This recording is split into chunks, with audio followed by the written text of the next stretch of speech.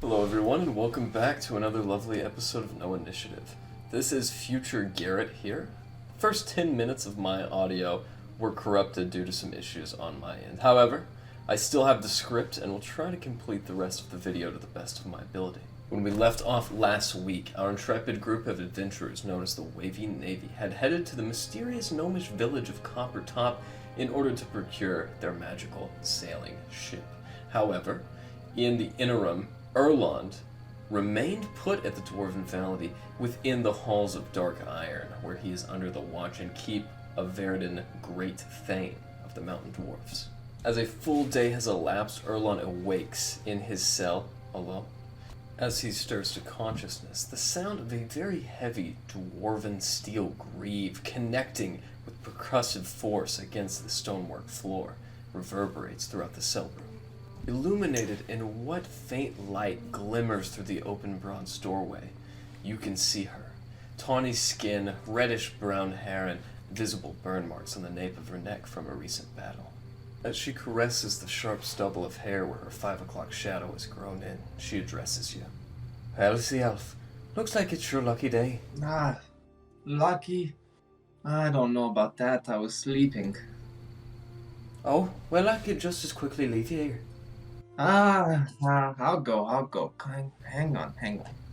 Good. It seems as though you've earned an audience with the Great Thing. She then proceeds to remove a wrought iron keyring from the side of her leather waistband. As she produces it, turning in the lock, opening your cell door, and removing the shackles around your arms. I get my arms back too. Oh. Hey, and if it were up to me, you'd be losing your head. Oh, well, that wasn't nice. Right, so you suddenly care about manners, do you? What are manners? Oh, but I wouldn't be worrying about that, seeing as you've got plenty of time to learn. Come, it's best not to keep him waiting. Leading you out by the wrist now, you inevitably vacate the premises of your cell. You find yourself staring in front of the very familiar, dark, cavernous opening to the throne of Black Ice. Now then, keep your hands to yourself. Keep your wits about you. Don't speak unless spoken to. And of course, be well-mannered. Well, I still need to figure out what those are. Well, you'll find out soon enough. As you enter the domicile of the Great Thane, you can see a small tendril of smoke wafting out of a still embering pipe of smoke monsters. As he waves the smoke clear and blows the pipe free, expelling all residual matter, he stands up, stalwart in his throne. Good morning to you, Erland. Well, good morning. Couldn't really tell what time of day it was, I've just been, in a cell, so... A cell is no place for a vassal of the Mountain Dwarfs, nor the Iron Star. Come, let me get a closer look at you. I'll step I forward. think you will find the throne of Black Ice a much more auspicious location for the casting of your ritual. And as he waves his hand up, casting it through the smoke, you do see, emanating from the top of the soot-covered skylight, imminent daylight flowing through the rime and into the throne room.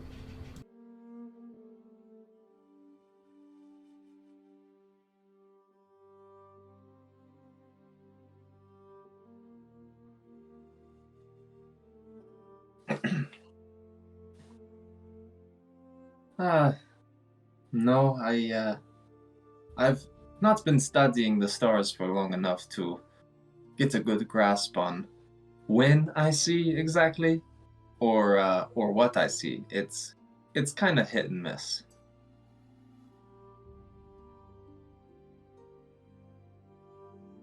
I've been trying in that cell for the last day and night, and I study the stars and wait. When the stars want to show me something, they will.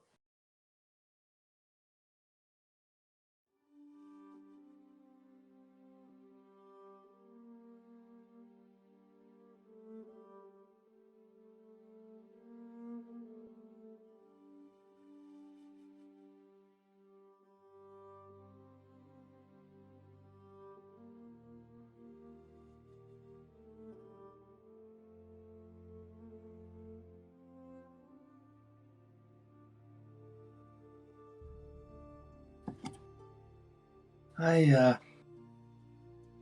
sure, I'm a bit rusty, but why not? Why not? Erlon's going to, Erlon's gonna make a really big deal out of this, even though it's not. He's gonna, like, play it off as it's some giant ritual. Get out a bedroll, bedroll out, sit down, maybe produce flame in the hand, look around, okay, yeah, okay. And then he's gonna start meditating, pull out the star map. Hopefully we can see something. Do I need to roll for wheel and woe?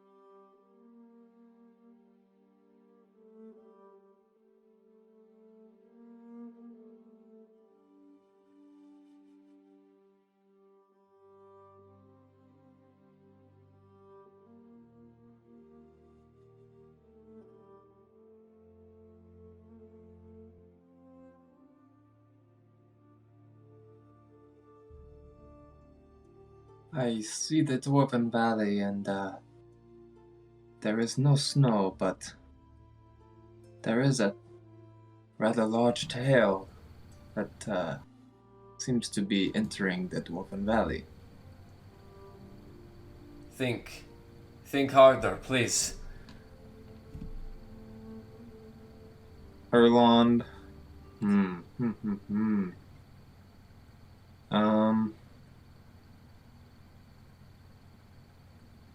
Is there anything that would help me?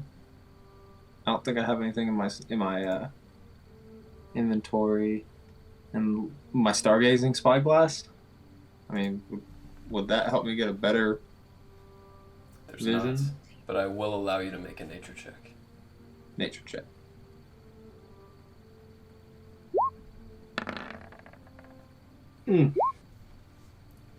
As your vision peers around the corner and your consciousness floats throughout the valley, you watch as that white serpentine dragon tail explodes in a variety of dark white and black scales. As it heads deeper into the lair, you watch as this ancient white dragon enters the Hall of Black Ice. What do you see? You look perturbed. Yes, well, the dragon, it's white, now that I'm getting a better look, and it's shedding scales and entering the Hall of Black Ice. Push harder, Erland. I must know more. Make me another... Go ahead. Oh, make another nature check? If you so wish.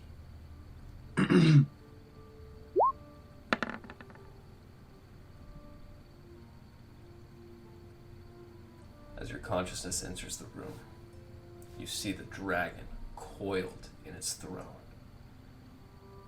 Eyes closed, smoke rolling out of its nostrils. And then an eye opens, and it looks at you. In a moment, Erland, you are taken from your physical surroundings and into the blackness of its ebony pupil. Stirred around in the darkness, you see before you the astral plane of the stars, surrounding in their full form constellations the size of men in front of you. You see them as if they were people in the same room. Distantly, you can hear Veridan's voice echoing, What do you see, Erland?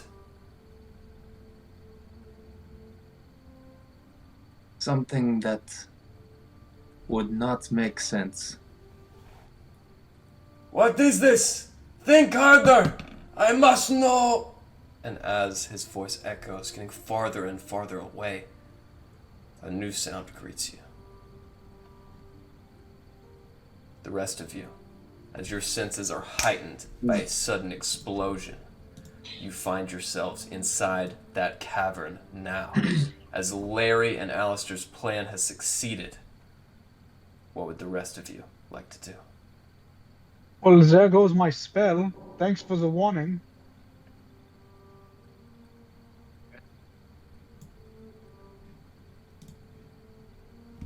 I think we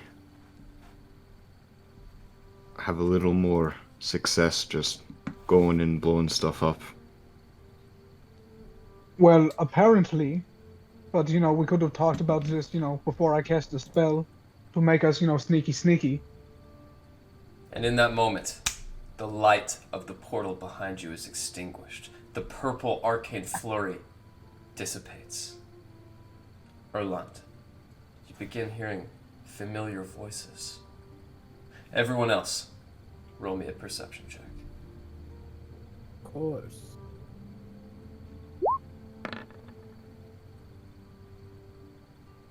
That's what I'm talking about, baby. Let's go 6.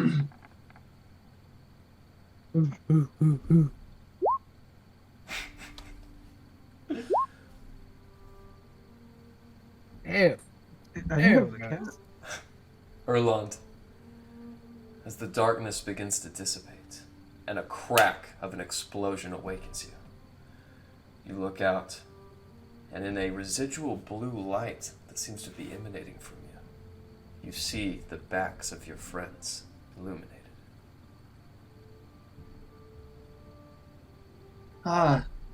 What the hell just happened? You all hear this voice, We made a grand entrance? and as you turn around, Wait, is that Erlon? Is that my best friend? Hey, I'm right here. as you all look around, you do see the starry visage of a new sign, the sign of Erlon, Oh my lord. glowing behind you. Can I try to put my hand through him? As you do so, you push through what is the visage of his clothing, and your hand is now touching a very warm pectoral muscle.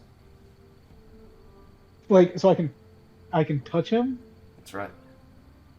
This is very weird. Erlon, when did you, get this capability to, be in two places I'll at once? touch him. See, Yeah, hands on the Erlon. Touch. Hands on I- Erlon. Hands on the Look. hot body. so I'm just saying, I was in the black ice, and I wasn't in the black ice.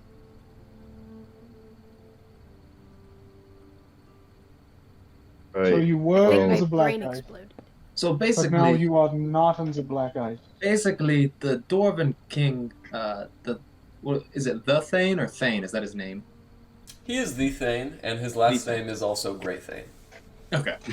So, turns out Thane Great the Thane had an idea of trying to get me to use my visions, and it worked. I cooperated, and I was more than willing. But as I What did you was see? as I was having my vision, I'm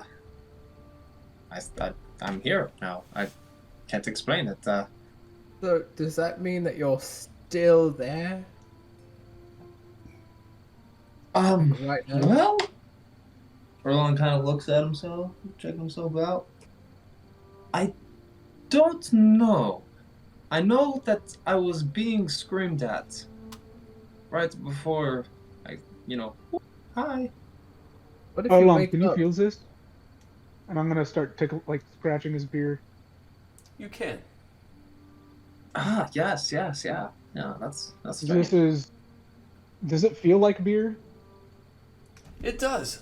Your fingers kind of course through it, and his beard doesn't react perfectly to each touch. Imagine a sea anemone being stroked with your palm. It kind of moves and anticipates your hand. So this is the weirdest thing I've ever put my fingers in. So I'm Ew. I'm just gonna pretend like, you know, nothing like that just happened. So what's up with you guys, you know? How's the trip? Well. Oh well, you know, we were Alistair, going to Larry- do stealthy. Yeah, they blew up a thing. Gonna there's hold up probably my new a bunch of gun. angry people behind that door. I made a fighter cannon. Oh, Shoots fire. nice. Oh Nice. yeah, weren't there some guys? I'm very concerned because you see, I was having my vision and I saw, you know, the Dwarven Valley again, and it was all nice and stuff. And then I saw a tail, right? Like a little dragon tail going into the Dwarven Valley. I was like, okay, follow. And then, yeah, so the dragon sat on the throne of the black ice. And then we made eye contact, which was really weird. That never happens in my visions. I never make eye contact. And then I got sucked in, and now I'm here. It's a strange Oh one. wait, so you're telling us that not only was the Dwarven Valley thawed, so that's now 2 visions you've seen of the Dalelands being thawed out, Yes. but Yeah. a white dragon is going to attack the Dwarven Valley? I don't. There was no attack. You see, I didn't see any dwarves in there. And the white dragon, as it entered, it shed the white scales. That is bizarre. Yeah, very Anything strange. Very strange. Beneath. But now anything- Now you have me really confused and concerned. Where is my physical body, and like, what are they doing to me? Okay, That's well, what I I was- think that's a journey for another time. I think we have to deal with all of these goblins. One question. Are you here enough to fight goblins? Because Yeah, that's here try- enough for me. Tried to punch me. Yeah, punch him. Punch me in the face. Punch him. Punch Okay. him, punch I'm gonna him, punch- punch I'm him, gonna punch him, punch him, punch him. I don't try to move. I take the punch. All right. Erland, roll 1d4.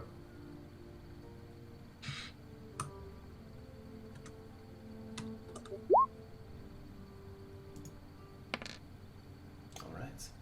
A Bam. whopping 2 bludgeoning damage on the tip of your Okay. dwarven nose. Oh, Alright, well, that's good enough for me. yeah, he's good. You can do it. But he So, just looks like Dr. Manhattan right now. So interesting. Can I go star form? I think you are a star form. I think if you go star form, we'll never see you again. Yeah, I think you'll just like pop out of reality. At about that time, the smoke behind you guys in the clearing dissipates. 2 red, beady eyes stare in your direction, Erland. Intruder alert! Intruder alert! Well, hello, friends. Everybody, Hey, yeah, that's your friend. Why don't you go first? Just walk right in. You'll be fine. You're not really here. Not really here, can't really be hurt. Can I make an attack? you can, but first, everyone roll initiative. But first, let me take a selfie. Where's my said character at? Yeah, I can't. Bottom, you There we noobs. go. I found him. I You found him. noobs. He got me. Look, Let's I'm go, trying here, baby. guys. I'm Not trying. 20 on the initiative. I'm finally gonna be useful. Are you? I hope. I hope. Motherfuck. God damn. Hey man, no. Usually I'm the low end on the initiative. It's about time that I get like middle ground. Glenn, what is Oh, your just Dude, I've been seriously. on the bottom Damn of the initiative so many My times in the dex? past few sessions. Hey, Garrett. My dex Garrett. is 0. Like I have an 11. and a Yes, plus 0. Rory? Thank you for that. Oh, you. You forgot to put me in. Make sure when you roll initiative to click on your token. What did you roll? A 4. A 4? Okay. Yeah, I always forgot that part. You clicked on my token. That's alright. That's alright. Garrett, when I shot the goblin, did it set the oil around him on fire? Oh yes, it blew up in a huge cacophonous blast that dealt double damage, and he is still standing. Everyone doesn't know what the fuck is going on. As he stands These are strong boys. and readies his attack, Rez, you're just a little bit quicker, having anticipated the blast. What would you like to do? This is a tough one. Larry and Captain Davies and Glenn, pick a number 1 through 10. 7. 8. 9. God damn it. Perfect. Well, Glenn was closest with a 7. Let's go! God damn it. Because it was 7. That's pretty close. So, Rez is going to see this and just go, Scheiße! Stick his hand out and pull his pan flute out at the same time and do a quick as I like run my hand up Glenn's spine and I cast haste on him. Fuck yeah. Alright. Glenn, with a sense of rejuvenative speed, Rez pushes past you with his hand. And then I use that and swivel my way over here. Like, as I'm, like, passing behind Glenn and between Larry and Captain Davies, I do that. And then I look at Captain Davies, and I just say,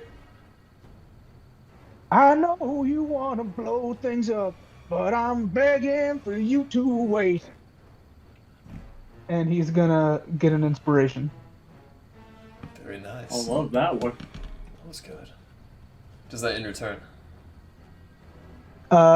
Yes, let me click my tracker.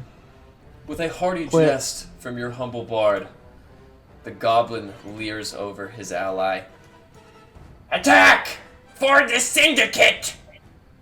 As the goblin pushes down now, inching closer and closer, he swings over what looks like to be an iron wrought bench in the center. As he brings himself out right in the center, he is going to pull out this huge musket, wide enough to be a blunderbuss, but certainly longer, and he is going to fire aimlessly. So, that is a natural 20. Okay, sweet. RG. Crit Welcome cancel. back. Crit cancel.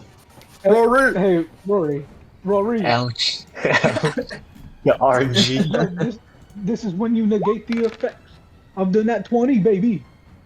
So, one of Rory's abilities is once a day she Rory. can negate the effect of a natural 20 as a reaction. Would you like to spend your reaction to do that, Rory? Keep in mind it'll take away your opportunity attack. It sounds like a good option to use it right now. Okay. So, as you guys watch a big blast of orange and purple light, whoop, boom, blast arcane shrapnel into Rory's chest. Rory, you take 12 points of piercing damage. Woof. Ouch. Don't I get to, like, let him roll the dice? No, that's not the one.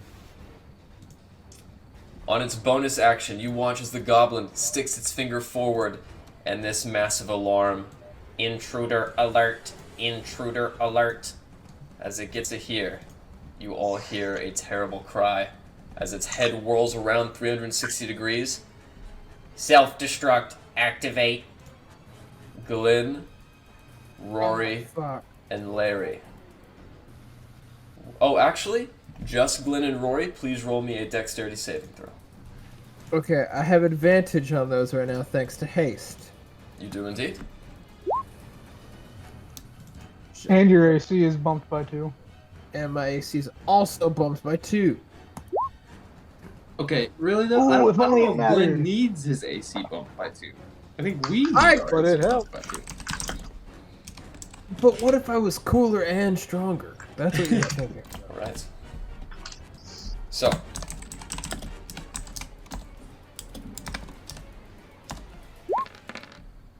As it explodes, Gasper, you take 13 points of fire damage.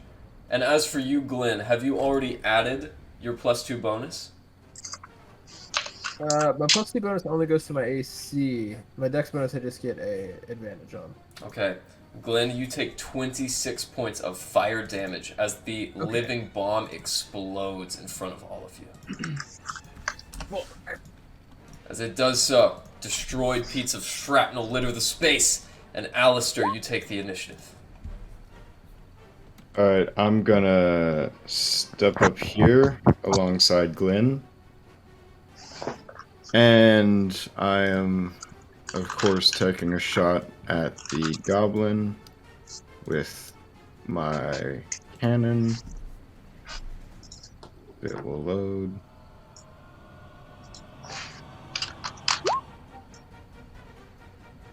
That hits. And with a 16, you guys watch as the goblin says, "Never surrender, Wilt!" Ah! And as the arcane cannon blasts through him, Alistair, how would you like to do this? So is that a column or benches that are behind him? There are benches. There's like a center stonework column where 2 iron benches sit like a railing. It's up to you what you'd like to do. I want to hit him with the full force of the Force Ballista, where he slams against the benches and just snaps in half 90 degrees backwards, just shattering his spine. Silent in death, a very crunchy Colorful. snap of a spinal column indicates that the combat has subsided for but a moment. I would then like to make my way over and take that wonderful gun he was using. Alright. As you do so, you have occupied and actually acquired a gnomish boomstick. This does the exact same thing that your arquebus does, unfortunately. However, you can add your dexterity modifier, and it deals arcane piercing damage.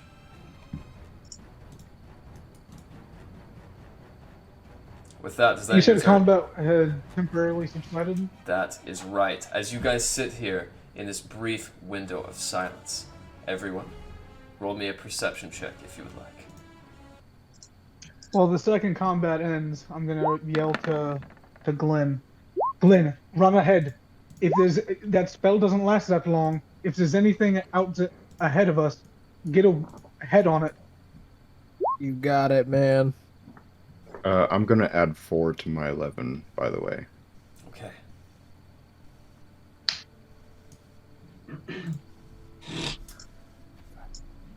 Well, Alanda, I guess it pays to stay in the back. Those guys in the Where are you front going? smells like bacon. Rory don't feel very good. I've moved my full movement. Okay. Oh, you do smell funny, Rory. I would like to give Rory... where is it? I'm gonna give Rory a Cure Wounds. Actually, no. Glenn's already left. Yeah, I'm gonna give Rory a Cure Wounds. Okay. As Alistair goes to heal Rory, the rest of you Mhm. inside this space stay for but a moment. As you linger, Alistair, Larry, Erland, and Glenn, all 4 of you hear a sound deep within the hall. The sound almost like a massive gear chugging. Boom! Boom! And Glenn, as you push down the hall, the sound grows louder and louder. As you go through yet another automatic door, Glenn, you see down the steps to your horror 2 more beating red eyes look up at you. Glenn, roll me a stealth check, please. You got it. Also, I don't know if I should say this before or after, but I do think that I am going to channel divinity. I'm going to say it before. Marine Link. Alright. And does that affect the status of your stealth check? I don't know for sure. I'm glad that I said that. As an action, let me- I can blah blah blah, and it heavily obscures the area for 20 feet in all directions. It's fog that surrounds me. So around me in 20 feet, there's just like this fog that is very thick. As you guys look ahead, you watch as Glenn halts on his back foot. A puff of fog spreads out in all directions, and you do hear intruder alert as combat assumes. So, You motherfucker. Alistair, as your turn is ended, or is your turn ended, I should ask. Let me count real quick.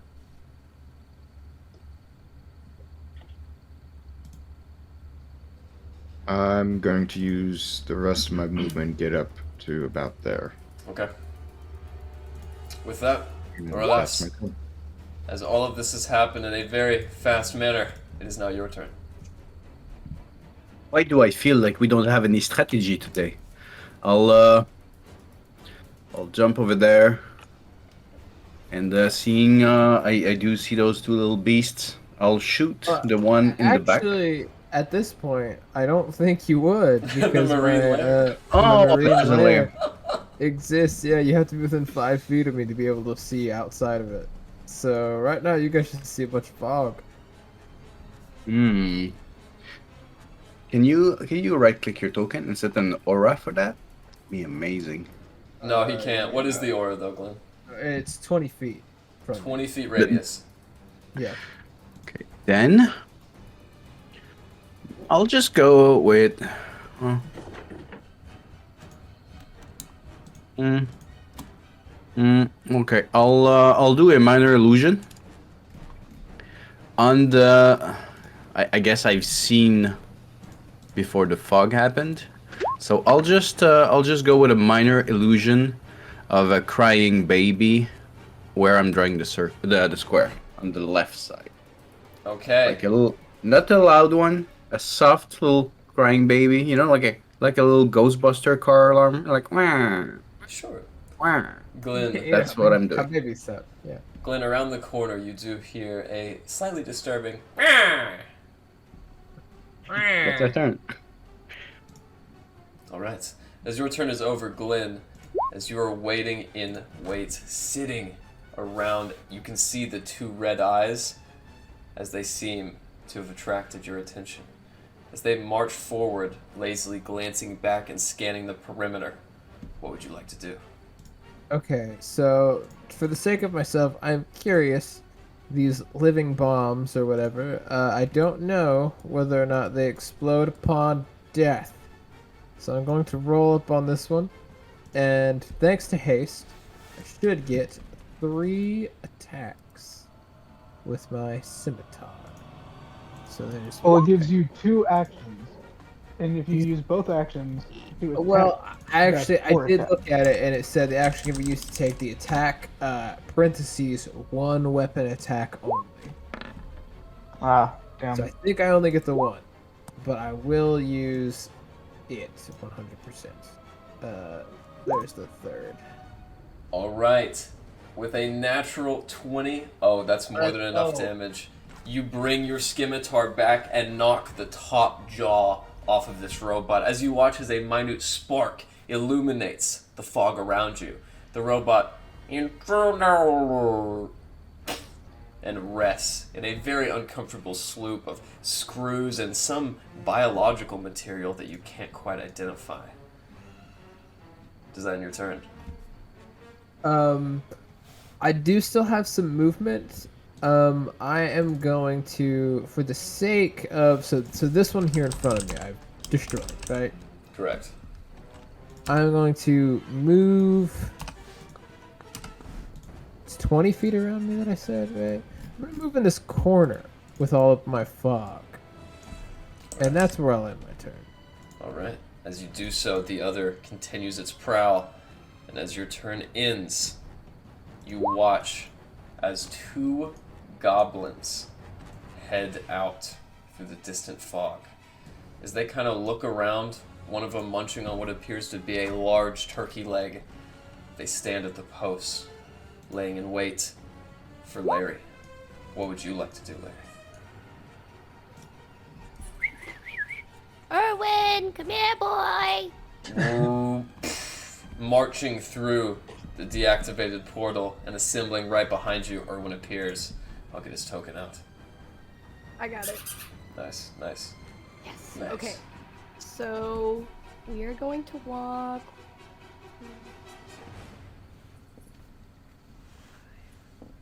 About right here. And so with Erwin coming up right here. And then let's see. I think I'm gonna.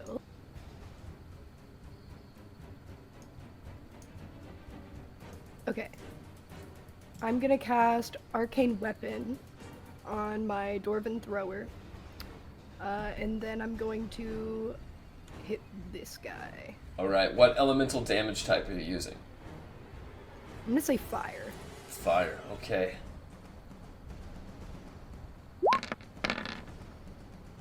Well, that definitely hits.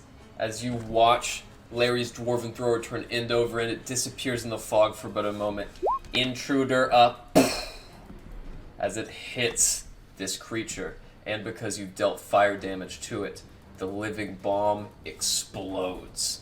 Immediately, without activating, it is going to go ahead and deal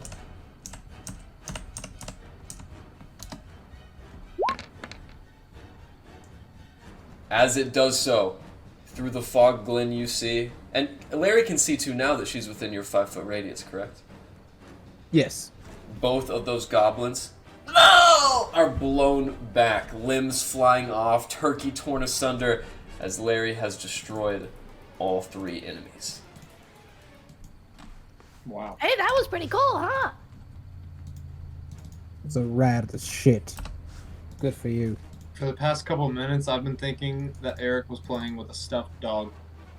I'm not shitting around either.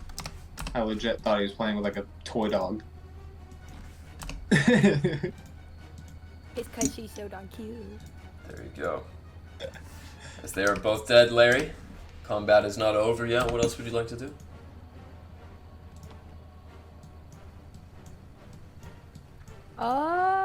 I think that's just where I'll leave it. All right. So, with that living bomb destroyed, Erland, you hear the sound ahead. What would you like to do? These guys say that they need my help. I don't ever get to do anything whenever I'm in the back. This is bullshit. And I'm gonna get to about right here. And then... Oh. Rory. I'm sorry. I hope you feel better. Yeah, feel better. And then I'm gonna hold my action. That's as far as I can get. Rory will catch up in a bit. Rory feel a bit tired. With that, as you recover 5 healing points, Roy, it is now your turn.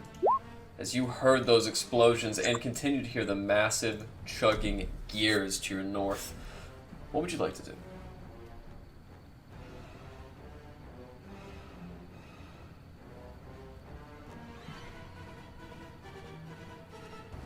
Me? Yeah, it's your turn. Oh, I was trying to look for Zach's character, how much he healed me, because I just didn't see it. Came out. I 5. healed you. Oh. I think it was. I thought it was 9. His was 9, and then I did 5. Right. So a total of 14. Yeah, so your new health should be 30. Yes, 30. I was like, what did I miss? Yeah, my turn. Rory feels slightly better. So my character kind of know just fighting her friend, but they don't. She doesn't know what's actually going on, right? That's right. I would say with your dash too, the farthest you could get. It's like 35 feet. Well, no, with the dash you can move 30 plus your complete movement, so you can actually get about 60 feet ahead if you wish. Well, daggum. Damn, so I'm gonna go fly. To 60. That's not. I'll be right here. That's right. Very nice path. Alright, does that end your turn? Yes, that is my turn. Alright. Inside, clambering on the brass and copper-worked gate, you guys see another goblin sticking his head forward. As he runs out, this huge pernicious nose stuck out over what looks like a blue tuft of hair. You've come for my pigeon, huh? Well, you'll pay in blood! He points his finger out, and without saying a living bomb, rather, he is going to go ahead with his gnomish boomstick. As he fires out into the darkness wildly, he can't see because of the marine layer, correct? Yeah, it should give him disadvantage on the attack. Is that right? You know, let me look at Yeah, because it's an obscured area. Yeah, it's heavily obscured. And anywhere that's not 5 feet within. Alright. With that, he misses with a whiff as he runs into the fog. 5, 10, 15, 20, 25, 30. He gets to there. And with that, his turn is over. Rez, what would you like to do? Okay. Okay. Okay. Okay. That's a good song. Yeah, it is. I think for now, I'm going to get right behind Larry on the stairs. Oh, hi, Larry. And I'm going to, like, ducking behind her. Like, she's at the top of the stairs, I'm, like, halfway up them. Yeah, I'm, like, really getting down there. Actually, I'm behind Erwin doing this. What? I'm gonna pull out Davy's flintlock Choice words there, bud. Choice words. and pull out Davy's flintlock and fire at this boy over here. I'm really glad Garrett got that. I think everyone did. Alright. With that, as you lean off a shot, a bullet passes through the still pierced ear of the goblin. Ah! The Syndicate will be hearing about this! As he darts around his face in the fog, not being able to see where that came from. Is there anything else you'd like to do, Rez? I'm just gonna crawl on Erwin's back. I am now riding Erwin. I trust Larry. I am riding Erwin. Alright. With that, And that'll be my turn. Alistair, what would you like to do? I'm gonna move all the way up here to just behind Rory and Rez. I can't see because of the fog, right? If you can't, but if you were to move 5 feet to the left, you could. Alright, I'm going to take a little step over so I can see. That's right, because you're now close enough to Glenn. Alright. I'm gonna take my first. I'm gonna shoot at the goblin. Naturally.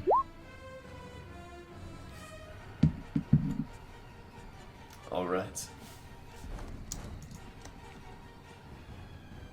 That also barely hits, as another 9 damage catches him in the shoulder. Whoop, boom. Are you using the pushback effect of your Force Ballista? I'm gonna forego that this time. Alright. As a nice weltered 3rd degree burn appears on his shoulder, you guys watch this goblinoid worker in overalls with tools begins to look a little frantic. Is this oil that he's standing in? It is indeed. Unfortunately, it's already caught on fire and is still licking flames from Larry's big explosion. Damn. Coming Alright. to theater soon. So, my arquebus that I turned into a arcane firearm. So are we combining the arquebus roll with the firebolt damage? I think what that allows you to do is to use the firebolt, or to use the arquebus itself as a spellcasting focus. Right. So you can use firebolt from it, and it of course will be improved by 1. Alright, so I'm going to do that with Firebolt, and since Firebolt is an Artificer spell, I get to add a d8 to it. Okay. To the damage. Where's that from? What is that again? How's that possible? So, okay. The D8? Yeah. Arcane Firearm, Right. You can use your Arcane Firearm as a spellcasting focus. When you cast an Artificer spell through the firearm, you gain plus 1d8 to the spell's damage roll. My bad. So that wouldn't be plus 1 to hit, it would just be an extra D8. Yeah. As you're kind of narrowing, making sure not to shoot Larry in the back of the head, and kind of vaulting on Erwin, you do see the goblin, but unfortunately your shot just misses wide. Damn. That will be my turn. Alas, as you see, well, a big layer of fog and a lot of blasts and explosions whipping forward in the soot, what would you like to do?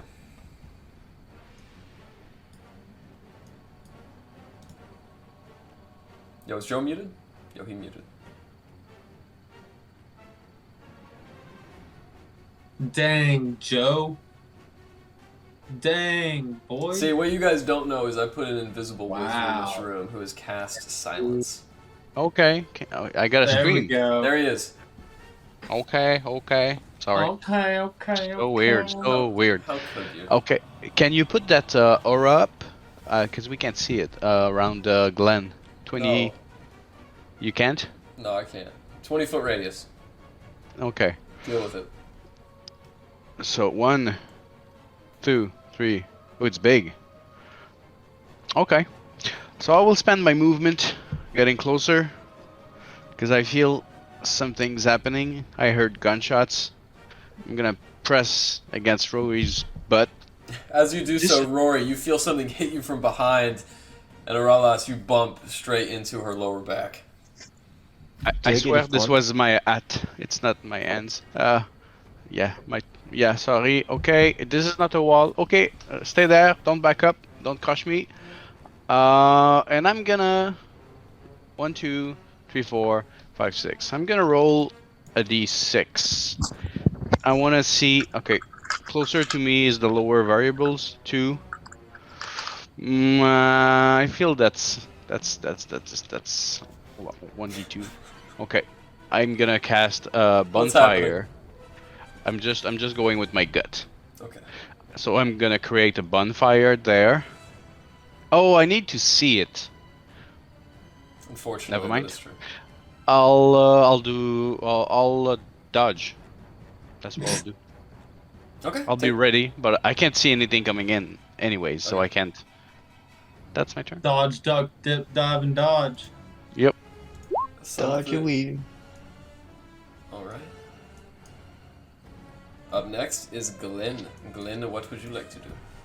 Okay, I'm gonna move. I'm concerned about this fool here. I've felt what it feels like to get punched by him, so I'm gonna run past this goblin worker. But I'll show you the path to try to avoid an amount of 5, 10, 15, 20. There's 20 feet of my movement. I'm gonna make some attacks on this fool. Alright. Probably all 3. Okay. Let me just roll those. Bam! There's 1. Bam! There's 2. Bam! There's 3. Alright. Uno momento, por favor. Okay. Alright, with that, you watch as a shield extends in the front as the living bomb is going to use its reaction shield. As it does so, it is only going to absorb... It could not do that, you know? Like, It That's could not true. do that. It doesn't have to. It But then unfortunately it would did. just explode. and it's going to reduce. Well, no, I already cut one up to bits. And Garrett, it you're just muted. went like, oh man, I'm so sad, and then died. That's right, that is true. It is going to reduce your 12, 14, I'm so bad at math, 36 points of damage into 12, which still destroys it. As your scimitar sinks through its arcane shield, it smashes straight through, and the servos that connect to its eyes droop out and power down. Well, dadgum. And with that, I think I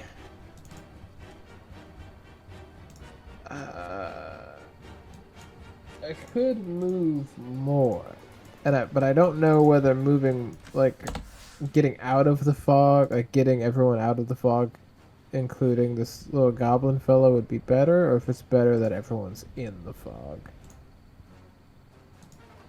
So I'm gonna move this direction. I kind of want to just see what's going on, I guess. Actually, you know what? Bam! I'll move there. And that'll be my turn. So me and this goblin can now see each other. Good to know. And actually, hold on. Let me make sure, because, you know, can you see? Oh, I made a mistake, but I've committed to it. So sorry, folks. Goblin can see all you guys. That's my turn. Thank you for staying honest. Up next is the Goblin Jockey's turn, but since he is dead, and there is no other Goblin Jockey able to hear you, it is now Larry's turn. Larry, you are very obscured. You can't see much, but the Goblin and you have not moved since your last turn. You think you know where it is, but you're still going to have disadvantage on the attack. Okay.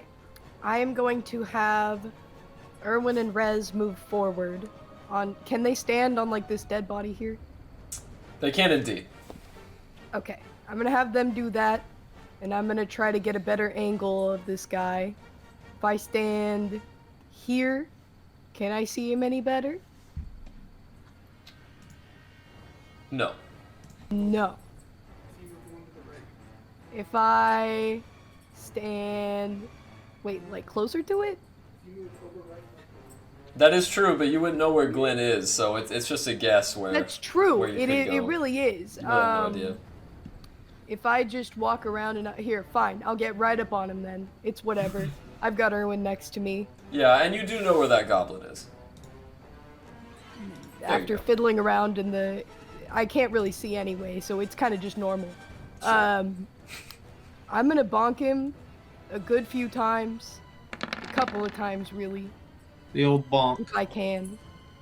Okay. Does All that right. hit? Unfortunately, it does. His AC is 15. Okay. Let me get that 1d6 in there for good measure. Oh yeah, and then I'm gonna bonk him again.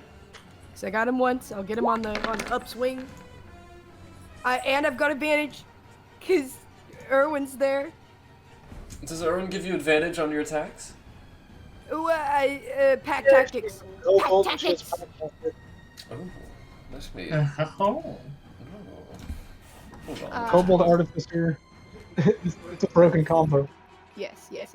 Yes, it's beautiful. So we'll just get that as well, and then I'll also have Erwin take a smack at him. Larry, before you do so, Yes. how would you like to do this? Oh man, I'll just like get him on the upswing, and just kind of he'll just falls off dead right As there. you smack him up, you guys watch as a bunch of white and one gold tooth flies out of this goblin's mouth. As he lands on his back, Larry and Glenn in the marine lair see him whispering, overtime. As he dies, and that last living bomb has been destroyed as well. You guys watch as all those blue lights turn a flaring red as a siren begins to sound. Still in initiative. Larry, is your turn over? I think I have a little bit of movement left, so I'm gonna kind of peek around the corridor. I'll get like right here, and I'll have Erwin and Rez follow suit. Kind of right here in front of me. All right. Use them as a meat shield.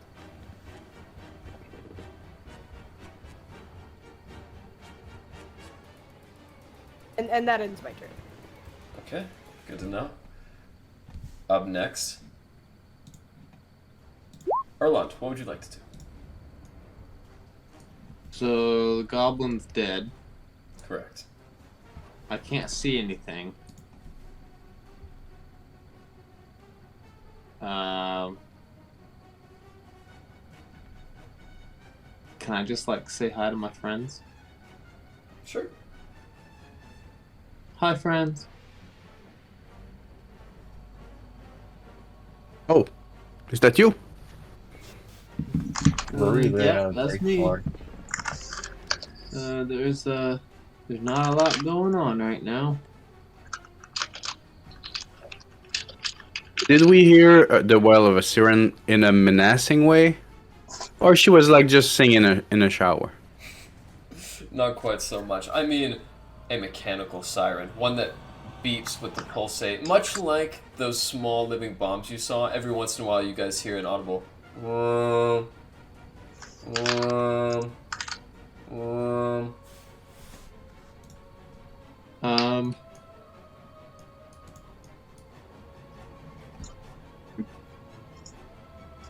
I am going to use. Damn, never mind. All right. Yeah, that's it. With no enemies afoot, Rory, what would you like to do? Since there's no enemy, temporarily that we cannot see or feel or sense, I'm just gonna blindly start feeling stuff and walking forward. All right. Inevitably, you do come over the corpse of a freshly dead goblin. This one over here, or this one? That's right. And as you get to the other side, you still have... Well, that is all your movement, actually. Yeah. All right. Can I use my dash? You can indeed. I'm gonna dash over here. That's Alright. 20, 25, 30. All right. As you dash up quickly, Rory, can't see much. Up next, Rez. What would you like to do?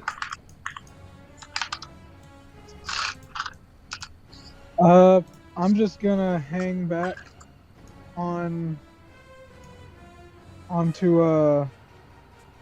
Erwin Okay. and just give a thumbs up Right to on. Larry, and that's gonna be my turn. Alistair, what would you like to do? So I can't see anything. Not yet. It'd be like that. And I would have... Would I have any idea where Glenn is at? Yes, you were just next to him, and when you saw him move out forward, that's when the fog assumed your visage, or your vision, rather. Okay. I'm just gonna kind of haphazardly walk sort of over this way. And suddenly, like the iris of the storm, you can see Larry, Glenn, and Rez riding on Erwin.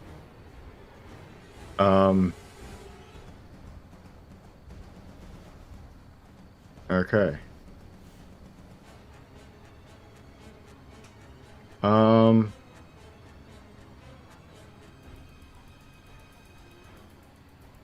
Shit. I'm just gonna take a step up and I guess I'm good, yeah. Okay. At this point, let me just say, because I can sense where this is going, Glenn, if you would like to, I'll let you drop Marine Layer outside of your turn. Yeah, I'll go ahead and remove it. It's becoming more of a hassle than anything. If you wish, you don't have to. No, I think I'm gonna. That's what I was gonna do on my turn anyway. So. There you go. Uralas, what would you like to do? As the marine layer spins in a cyclone and disappears. Oh, it was actually very suiting for the skin. I feel hydrated. I'll get in there. Oh, sorry. I grabbed my friend Elrond by mistake. I'll just get in there. Oh, there's a lot. Elrond. There's a lot of shit happening in this room. I'll try to inspect and understand if there's anything worth our while in this little area. Well, immediately, you notice a lot of food. What it looks like massive turkey legs and some bits of gnomish cobbler cooling under massive glass beakers. There are also some heating elements and tools on the northern side, but to get anything else, you'd have to roll me an investigation check, please. 25. Alright.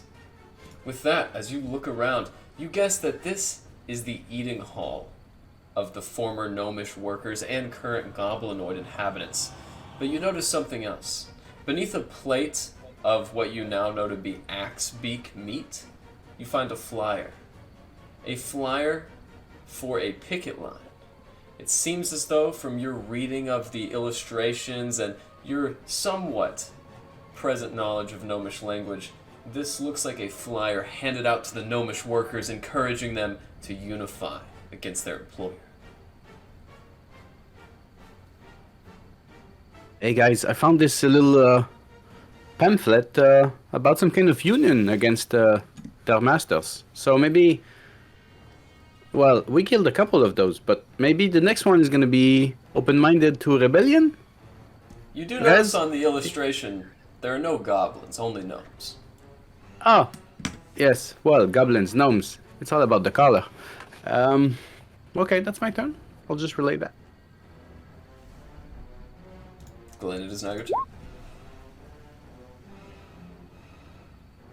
Okay. I'm going to carry forward.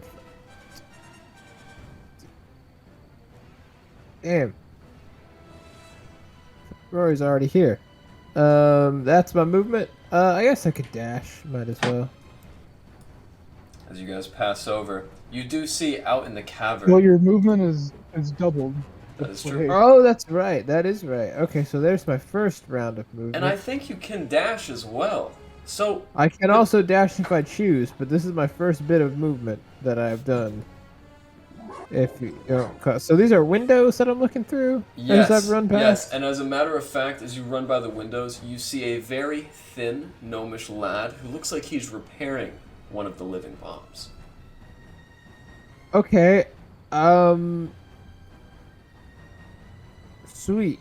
Instead of running around, because I don't know how anything works in here, I'm gonna stop there, and instead of using like a dash action, I'm going to try to bust out this window I'm standing in front of. Okay, Yeah. you can do so with an attack of your scimitar, or you could even use your hands. It's up to you. I will use the scimitar, and we will see how it goes. There's one attack. Doesn't feel very good. Whap! Let's do another, and let's do another. With the first whap, the sword hits the side and just skates down. With the second, a crack, and the third, as you wind up, you see it splintering, and as you bring it through, glass shatters and sprinkles onto the ground. And with it, all of the warm air in this space is sucked out. Through this cold, eerie cavern, you guys begin to feel yourselves growing a little weightless. Alright, that's my turn. I don't have anything else. Alright, as the atmosphere changes, you guys all feel yourself just getting a little bit bouncy. There's a little bit more space between your steps. It is now your turn, Larry. Okay. Well, I don't have as much movement as Erwin does. So is it possible for me to also get on top of Erwin while Rez is on there? So, no, but Erwin does have a stomach hatch which he contains his inventory in. You're small enough to climb inside there. Yes, I will do so. And I believe we can make it to about here? Can I? Is 45, 10, 25. Not quite that far. You'd have to go through the Not window. quite that far. I would say just here though. Okay, that's good enough because then I can climb on out, and I will stand about here. Okay. And I will make an attack with my thrower on this little lad here. Okay. As you come through the window, it is broken glass. Make me a dexterity saving throw.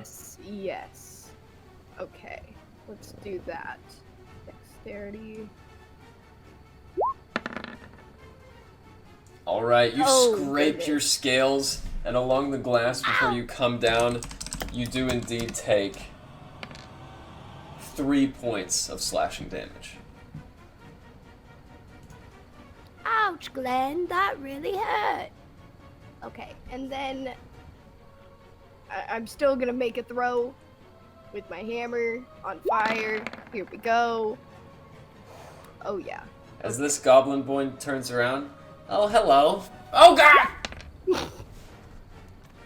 I'm sorry. As this Good swings business. out, you guys watch as this hammer smashes this gnomish boy's head into the stage behind him and pins him to the wall where he bleeds out.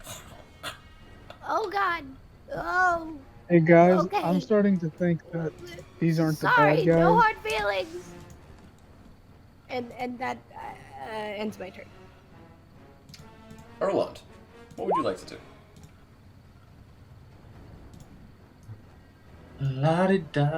La-di-da-di-da-di-da.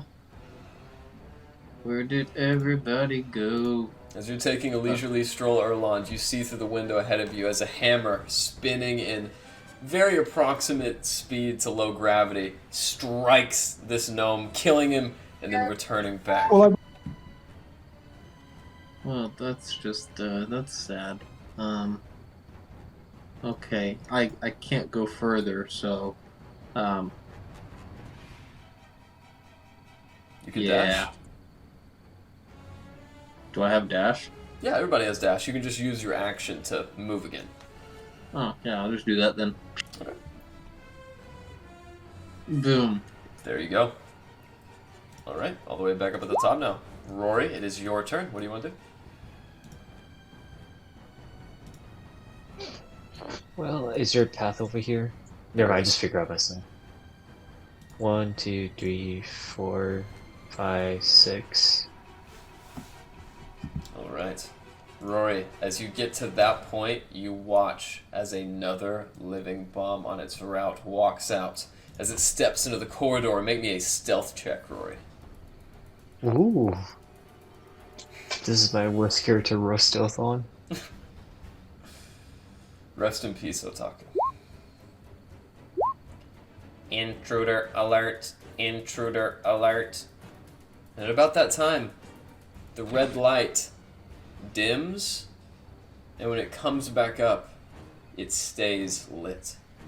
As it stays illuminated, you can see that living bomb. Rory, what do you want to do? So, if I dash, can I smash the bind to the wall? Unfortunately not. You could dash here and not be able to attack, but unfortunately, since you've already moved 30 feet, you can't Yeah. do so again I'm just without gonna- attacking. I'm just gonna dash backwards then. Dash backwards? Okay. That's that oh shit dash. Oh shit, dash. Alright, is that your turn? That's my turn. Yeah. Alright. Where is he a boom bot? With that, the robot 5, 10, 15, 20, 25 is narrowly going to get to you in time, Rory. Make me a dexterity saving throw. So close. Yeah. Rory, you take Holy fuck. 32 points of fire damage. As this Jesus. living bomb explodes, you guys watch as Rory is thrown to the back Yeah, of the that's steps. awesome. As it That's a ends good here. I like this. Garrett, you're muted. As that bomb throws Rory back to the steps, it inflicts 32 fire damage, and Rory, you are unconscious.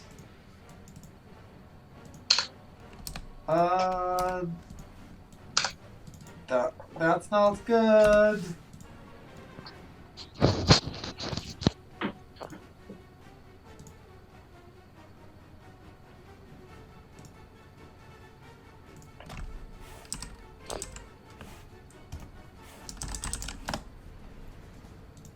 Rez, it's your turn. Okay. So, what is through this window? There is the bottom portion of a cavern, and you already feel weightless, like the pressure has changed from the window being exploded. Okay. I'm gonna hop down off of Erwin.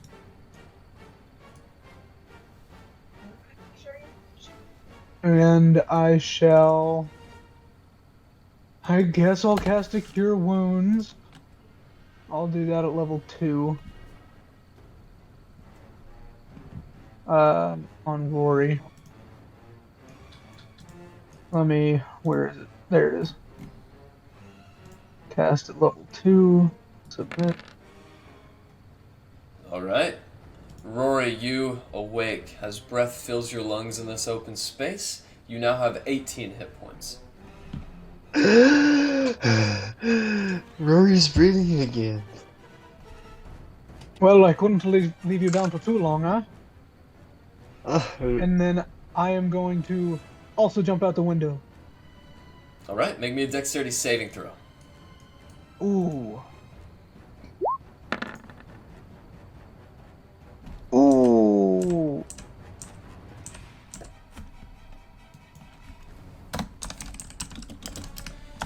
Rez, you take 2 points of slashing damage.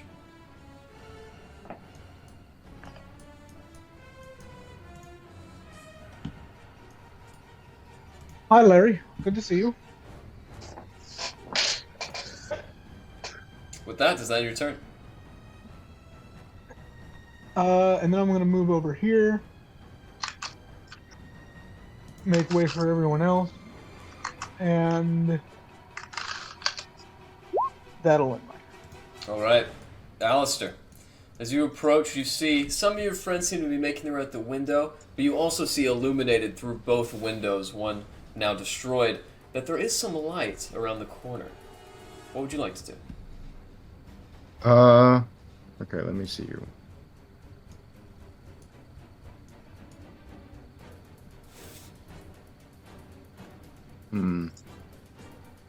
I'm going to get up to here, look out the window here. So do I see all this? Yeah, you do indeed. Even coming down, you can see some of it, and you can see pretty far, all the way to the back of that cavern entrance, until it grows dark further on past your view. Okay. I'm going to take a brief moment of silence for the gnome lad, and then. So that'll be all my movement to get to there.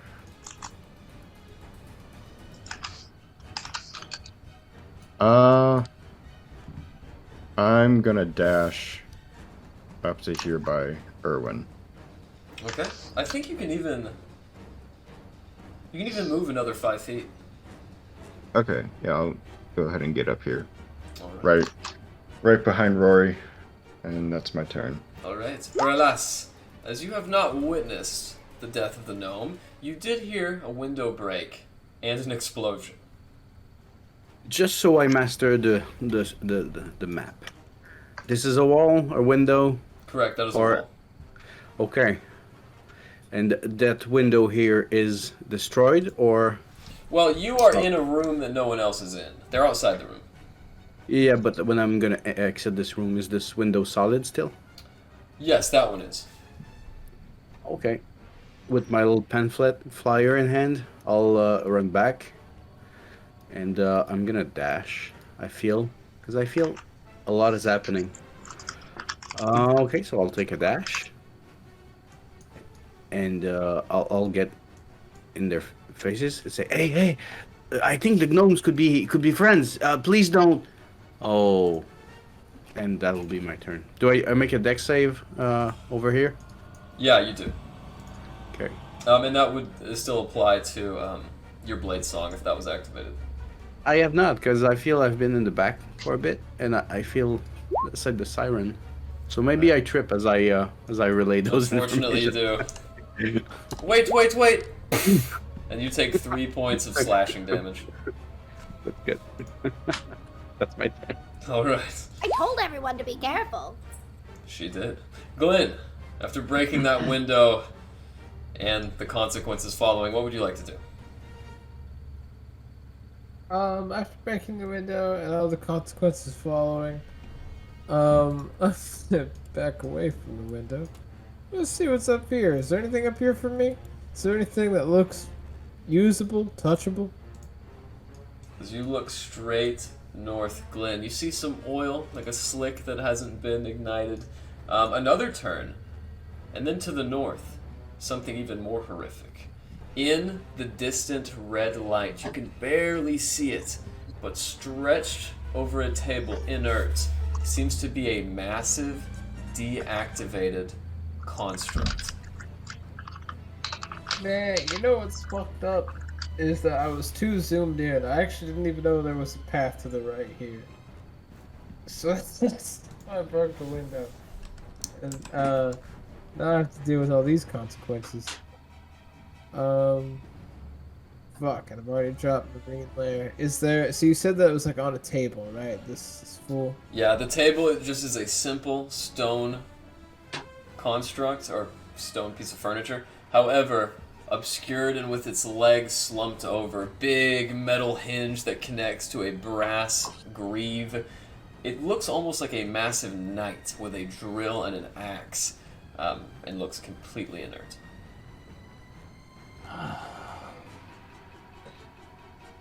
I will say back. I'll turn around for just a moment to say like, Brew, there's something up here. And then I'm gonna move with attempted stealthiness. Okay. Yeah, roll me a stealth check at advantage. Yes, absolutely.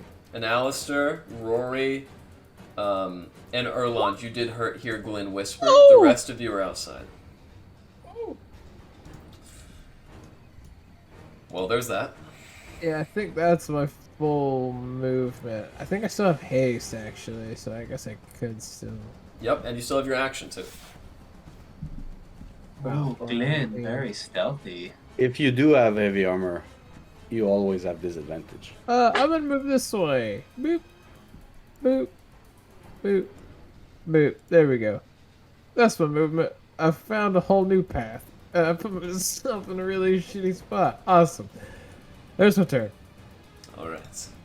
Yep. With that, Larry, as you look over the remains of the recently killed gnome, some of the information you've acquired, you glance up and you do see Glenn, Alistair, and Rory kind of making their way. What would you like to do? Well, how close do I need to be to know what this is? You saw from the window before you left, but now you're getting a better view the closer you come to it. You see a massive pit, at least 100 feet deep, and when you look down it, or at least from where you saw beforehand, you could not see the bottom. Well, we should probably stay away from that. But then I'd have to walk over glass again, so I will have Erwin pick me up from right here. As he spreads his wings out over the broken glass, his metal bits act like corrosive sandpaper and knock the loose pieces out. He hoists you up with incredible ease. Good. And then I think we will follow the rest of the party in this direction. Let's see. How far can I go? 5, 10, Here? 5, 10, 15, 20, 25. Yeah. Okay. I guess that's as far as I can go. I don't think I see anything yet, do I? Not quite. You're just right below those steps, but you were very close to laying eyes on what Glenn just did. Okay, well, Then I guess I will hop off Irwin and continue trying to find Glenn. there you are, buddy. At about that time, Larry, as you look at Glenn, you also see something else. To your left, this massive, hulking construct. An axe in one hand and what looks like a drill bit in the other. Brass features around a cubic zirconium skull-like face with 2 deactivated geodes for eyes. And it doesn't see me, right? No, it doesn't.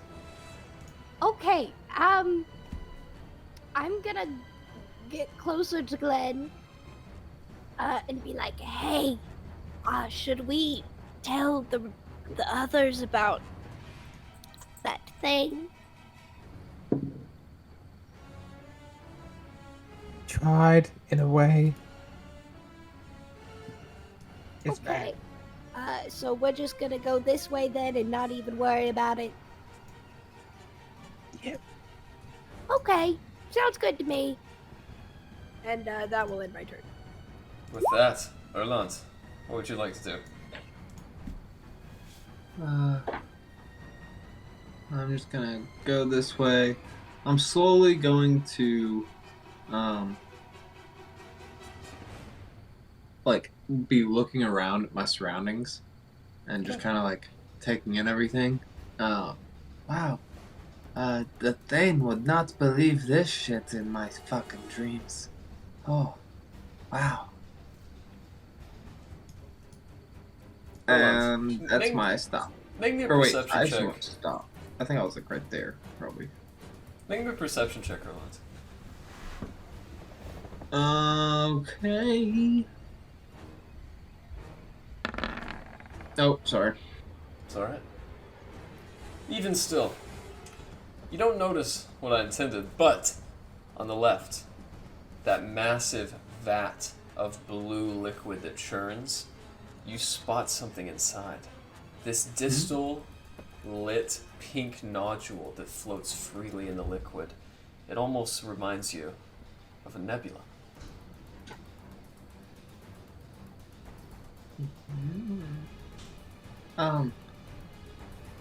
Who's this right behind me? I need to check the name. That's Rory. Is that Rory? Okay. Rory, I think we're on a different plane. I think we are in the same plane. And then I go high.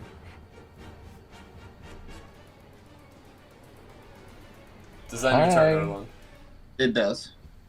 Rory, it is now your turn. Rory's turn. Rory is a curious bitch, so she wants to go back where she was stopped at. Okay. As you look forward, Rory, roll me a stealth check.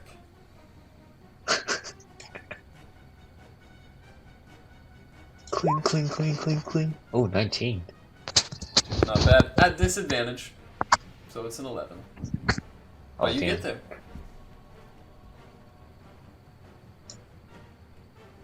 So what do I see? Still see nothing or sense nothing? Actually, as you get there, Rory, let me see through your character's eyes really quick. Slumped over in the back of the table, you see the same thing that your allies saw. That golem with bronze hinges as pauldrons, huge copper and steel graves that are connected with iron hinges, and that cubic zirconium face with 2 geodes inside. Rory, as you come up, you hear movement from the room to your north. Or south? North, okay. Rory feels sense something danger. Guys?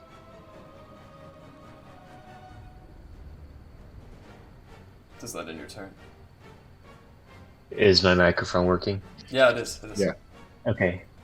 Yeah, that ends my turn. All right. Sweet. Rez, what would you like to do?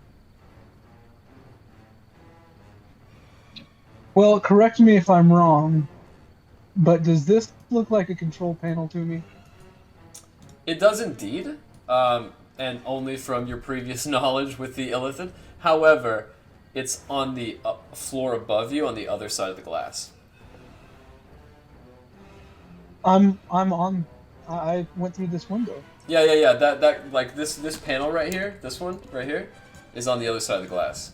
No. This. Oh, that. This looks like, you know what? Make me an intelligence check or an investigation roll. Zach's reaction, man. I swear to God, you blow up another fucking thing. I press all the buttons. Yeah, this actually is an actuator that controls the power output to this part of the facility. Okay. Well, if that's the case, I'm going to spend my turn looting these guys. Alright. On the deceased gnome, you find another one of those flyers, the one that Urlas found. Do you read Gnomish? Let me double check. I don't think I do. I do not, no. To you, it's incoherent nonsense, and then the bottom there's an illustration of a bunch of small people rallied around a big sign that they hold that has a cog wheel with an X slashed through it. You also find a bag on the man's body containing 4 copper pieces. I'm swimming in it. Oh, you also find a wrench. Okay. And then, yeah. Alright. Yeah, that's my turn. Alright. Now that, for this brief moment, I will say combat has subsided enough that you guys get a clear bearing of what's going on. At this point, I'm going to allow anyone to move. At this point, Go ahead. that haste would drop, and for a little bit, Glenn would feel very exhausted. Glenn, you gain 1 point of exhaustion. As Well, I don't think it's a point of exhaustion. I just think it's like they feel exhausted. Let me double check the spell. I think it is a point of exhaustion. I think I do get one. I'd forgotten about that. Okay. For haste Actually, dropping. when the spell ends, the target can't move or take actions until after its next turn. So, thank you for that. You just feel exhausted. You just skip a turn, Glenn. Okay, sweet. The rest of you, those of you near the automaton, you guys begin to hear movement, scuttering of feet. What would all of you, those of you away from the automaton included, like to do at this point? I would like to move in closer. I will allow anyone who wants to move in closer. You guys can go ahead and put your tokens right here. I'm chilling. Yeah, I'm coming 'Cause I all the way can't- up here. Hey, Aralis, do you think you could give me a boost? I don't think there's much in this room. And I'm sitting with my gun ready.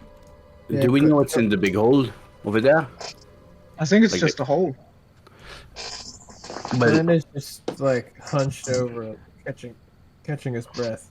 okay, I'll boost you, my friend. With a very hearty Yeah, boost up. let me give you a boost. I think Come on, we're in I the do- astral I do plane. the hand foot thing. Jump. Whatever that is, There I'm you not- go. I'm just a sailor, alright? I'll help you up. Thank you. I know the land and I know the sea. Beyond that, it's lost on me. Yeah, well, I know the beyond that, and this is the beyond that, let me tell you. Hey, Erlen, can I ask you? Did you kill the gnome fella back there? There's a little dead gnome lad back there. Was that you? Oh no, Larry ran up and smacked him in the head. Who? What is going on? Huh? I just got What? here. Someone murdered the gnome back there. A little gnome lad back there in the room. Murdered. Oh, he had No. he had this flyer on him. Does anybody read Gnomish? I do. Larry, what does this say? And I will read it. And it says, No. The Sparkbolt Syndicate cordially invites you to the strike of New Harvest the 6th in order to avert and assuage the greedy overlord, Oryn. we're invited to a party. They are poor oppressed people, and we just killed them. Larry, A poor You know lad what was strike- joining a union, setting himself free. Murdered. Larry, do you know what a strike is? Okay, well, Guys, I think It's when the poor Gavin loves people- playing with us. they don't appreciate the jobs they have. So they say, I don't want to work here. And they all stop working. That's one way to Go set one free. Glenn, after excuse catching his me. breath from the Excuse me. exhaustion, travels over. So, do we have any plans, friends, to be stealthy or gather intelligence before we kill everybody? Is there a plan? That's what I'm asking. I literally just said poof and showed up here. What the fuck? Where are we? What is going Yeah, on? Erland, what if this isn't even real and we're all just figments of your imagination right now? That's I've been calculating that in my head. I'm not going to lie, and it's a very good possibility. There's one way to find out. How Erwin got here, it's all confusing, but we could question this all day. We got a mission to do. I'm just glad. Yeah, but I'm they all not sure if deserve we're on the it. right side of this anymore.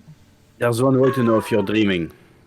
Elrond, do you feel you have a bigger penis? If you do, maybe you're dreaming. Ooh, Sometimes- look at your hands. I've heard that your hands always look different in dreams. At about that time, you guys hear a shrill voice echo from the north side of the hall. Will you keep it down? I'm trying to work over here. Sorry. Oh, so are we. Wait, guys. I take a deep breath and I pull my hand in front of my face, and all of a sudden I'm Larry's height and I look like a little goblin. Yes, do it. I'll pitch Orly. I'll make Orly pop in the air somewhere far away. Clang, clang, clang, clang. Hey guys, it's me. Do I hit it? Do I bonk it? Rez, as you step in, you see a soot-trodden gnome working tirelessly to fix the motorized manager. As he presses a screwdriver in, Rez, you can see behind him in a tank, there's floating a gnome in that blue liquid. Skin turned green, still in his frame. The gnome finishes tinkering as he turns a multi-tool to the right. You hear a screw in trance, and the massive construct powers up as the geodes in his eyes shine a bright green. Alright. Fixed it. Now how can I help you, little guy? Oh, yeah, it's my first day on the job. Just got sent here, new recruit and all. I was wondering what you wanted me to do. New recruit, huh? Here, Yeah, I'm pretty good with my hands. He reaches into his overalls and pulls out a thin green test tube filled with mercurial green liquid. He pops the cork. drink this. Oh, of course. What does it smell like? Ammonia. I'm going to do what I did back in the Black Cabin. And I'm going to do the clever trick of like, oh, yep, I just drank it. Yes, So I'll sleight of hand this shit. the classic changeling trick. Make me a performance check or a sleight of hand check.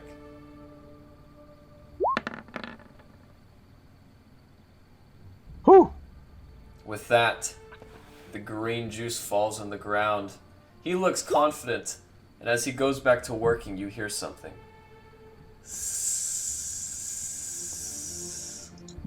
As you look down, Rez, that green liquid is melting a hole into the stonework.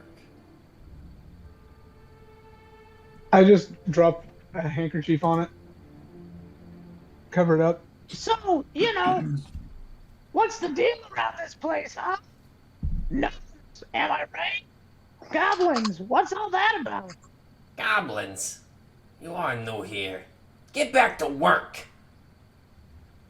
Well, that's what I'm asking. What do you want me to do? I said I'm new around here. Go help the lead liver boy. He's repairing one of the living automatons now. And with Oh, that, so what's this thing? you watch as he turns around, and with a motion of a hand and an igniting ember on his ring, the door opens, and you should be able to see out into the valley. As you ask with that automaton as he looks up, This is your new boss. at about that time, the construct slides around, planting his feet on the ground as he looks up, acknowledging you. And we're going to take our bathroom break. I wanted to say, I'm your master now. You still can.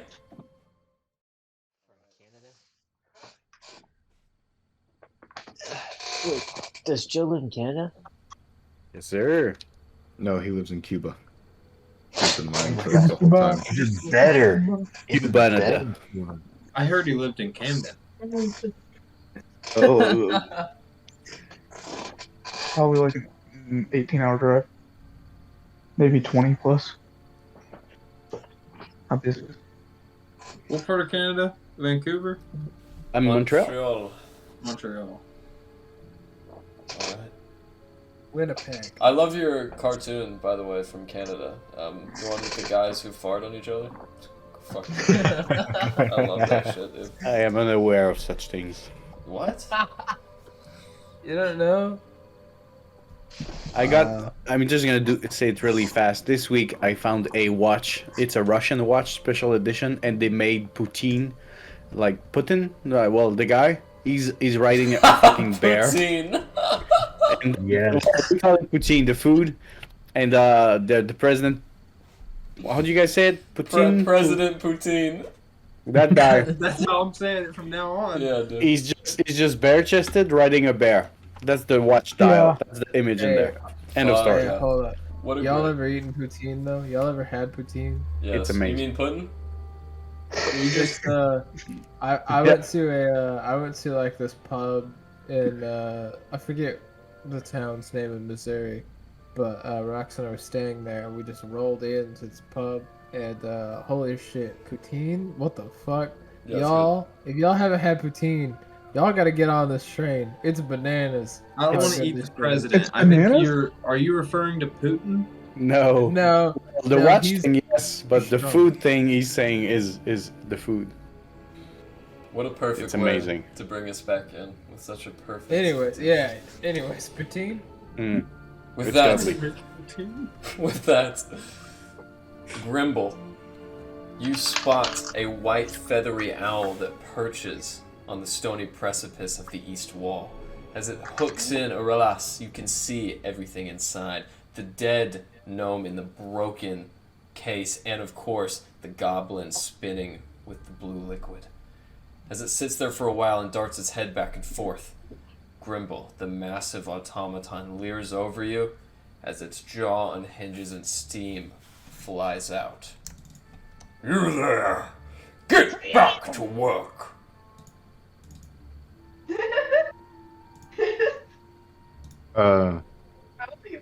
Did it work? Any reaction to me telling it I'm its creator? As you say that, it looks down at you and registers for a second before looking at the goblin. Make me a very high DC persuasion check. Persuasion or deception? Oh, either. I hope this works. Add advantage because I would like to add 4 to that. No, let's just stop. If you have issues with your wage, see Overseer Oryn. Yeah. Okay. I'll head out now. Guys, we gotta get the fuck out of here. Follow me. Come on. Let's go. Let's get the fuck out of here. Come on. Single file. Let's go. As you guys jumble over each other to make your way out, the manager begins stepping forward. Hey, Garrett, man, how's it going? Garrett, I'd like to do something real quick. Go ahead. This is just a complete fucking shot in the dark, but I would like to use magical tinkering to make my chest plate read the words Chief Inspector for the Syndicate with like a little badge symbol thing just on my armor chest plate peeking through my Okay. I will allow it as it steps forward. I can do up to 25 words, so... Oh, no, what are the words exactly? I'm just gonna write boss on my chest. It'll be the same fucking concept. Chief Inspector for the Syndicate with like a badge emblem thing, you know, just nice looking, official. As it steps out, all of you sneak away. I'm gonna say you make it by, as Alistair sits there with Rory. Alistair, as it reads you, these green geodes scanning the words, looking up. What is your designation? Well, Sonny Jim, you've been here for not that long, so I don't blame you for being out of the loop. But I'm the inspector around here. I'm here to make sure everything is up to tip-top shape. Everything's in order, following the safety guidelines. You know, there's whispers of a union forming around here. Can't be having that. Union? On your watch. You mean the Sparkbolt Syndicate? Aye. As it scans the word Syndicate on your chest, make me a tinkering check. Alright, so that's my intelligence plus my proficiency? Correct. Alright, so this is gonna be +3.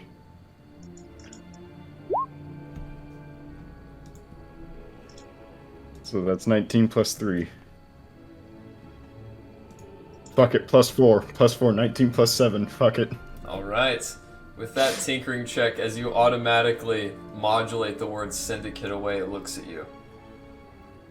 Farewell. It steps away and gives you what you consider to be a respectful nod as it makes its way down the chamber. As it does so, Rory? Yes. What are you doing? Just admire. I assume I can see in the dark because my Goliath traits. There's light. There's ample light from magical lanterns strewn about. Okay, so I can see the manager. Intruder, identify yourself. Hold on. That's my junior deputy in training. He's first day on the job. Don't have any official markings for him yet. He's in training. He's job shadowing. What is your designation? Mind your business. Intruder detected. Rory. Activating Sub-Protocol 13. You are fired.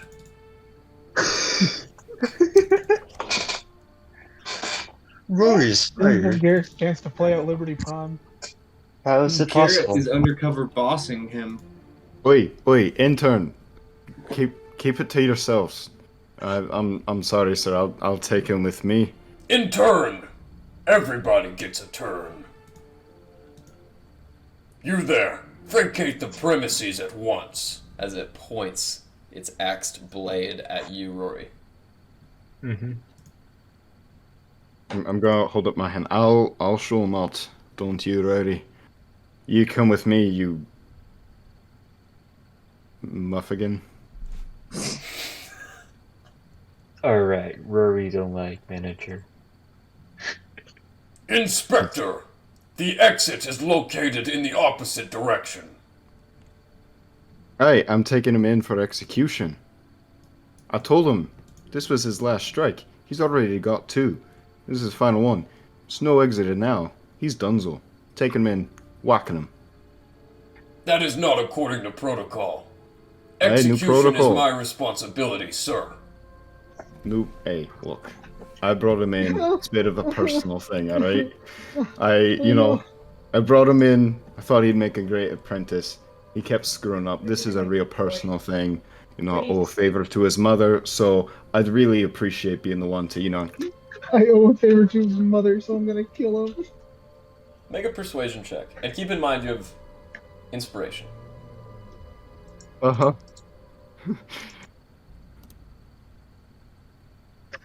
How much is that persuasion? 1d8. 1d8? Okay.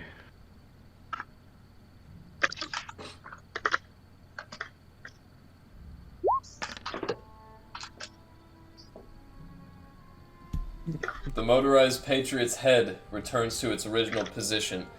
As its arms pivot back, it marches to the south. Oh, shit. Going to whisper to Ray, just shut up from now on. This manager is too stupid.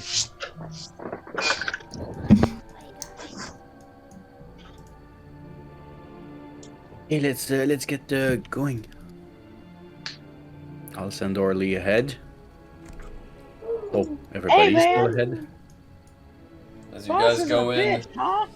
you see a dead end, and resting on the rock is a goblin who returns Grimble's address. Oh yeah, he's a real pecklewood. Yeah, so like, I'm new here, already getting bossed around and shit. So like, what's the deal? Why are we here, us goblins, What's the deal is, we toil in the astral plane for all the wonder dust they can take in, and then we... And he turns around. Say, who are yous guys? Oh, these guys are with me. She's in training, and this is her assistant robot. Say, have you guys met the leader of the Union? He could put yous to the work. I mean, real work. Not this groveling, grimy business for 3 copper pieces. Oh, yeah, here, let me give you something. Like, And I toss him a silk piece. Oh my what god. kind of work would we be doing? Well, if you got this coin, I wouldn't work another day in my life. Anyways, the head tinkerer, Sibo, he sticks up for us guys, and he's not taking it from the king anymore. We're gonna work our way out of here. Hey, so like, just theoretically, what if... So, okay, you guys know that like, all this shit goes back to Tinker to the, What's the name of the fucking goblin, gnome town? Coppertop. You guys know all this shit goes back to Coppertop, right?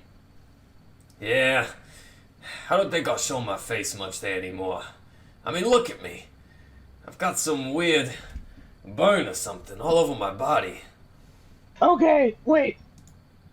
Are you a gnome or a goblin? What do you mean? I'm a gnome. Oh, shit.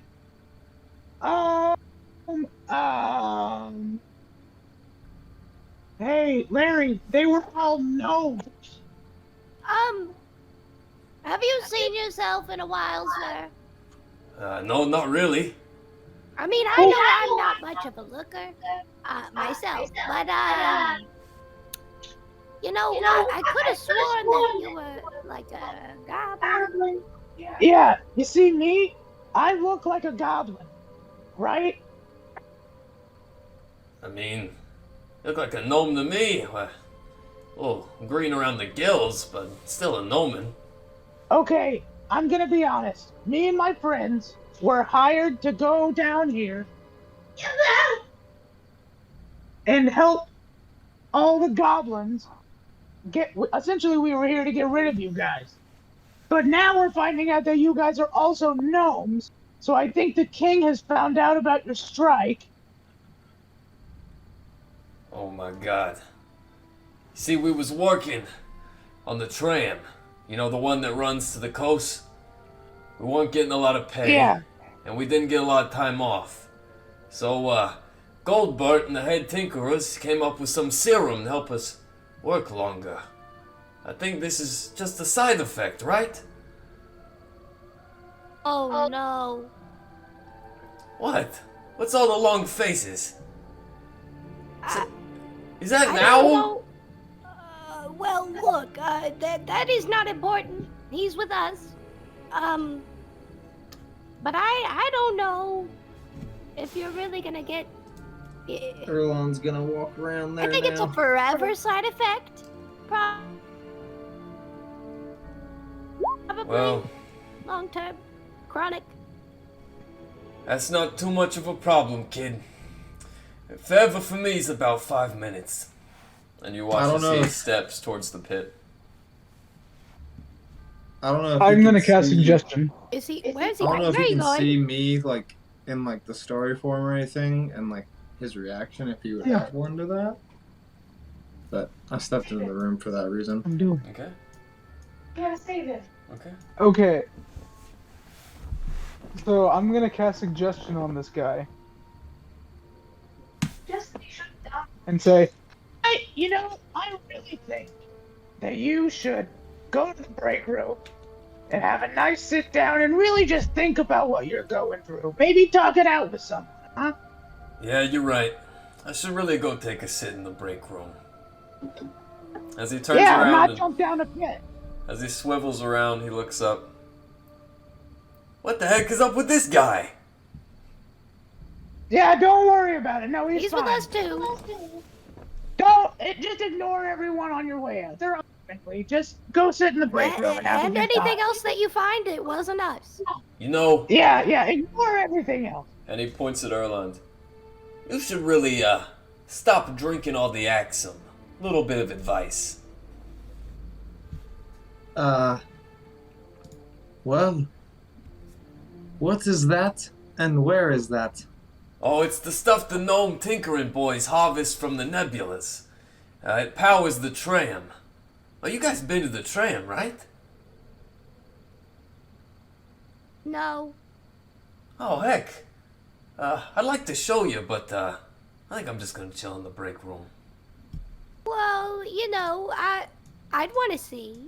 Now, what's the use? I'm hungry anyways. I think those guys owe me a turkey leg.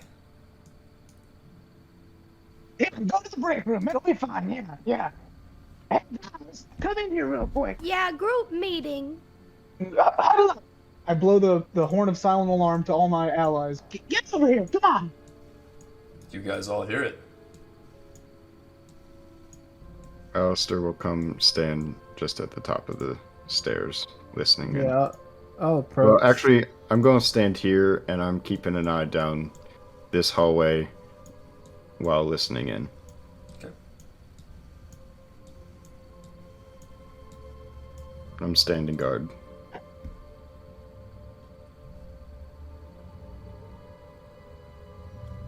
We're just gonna hide around the corner.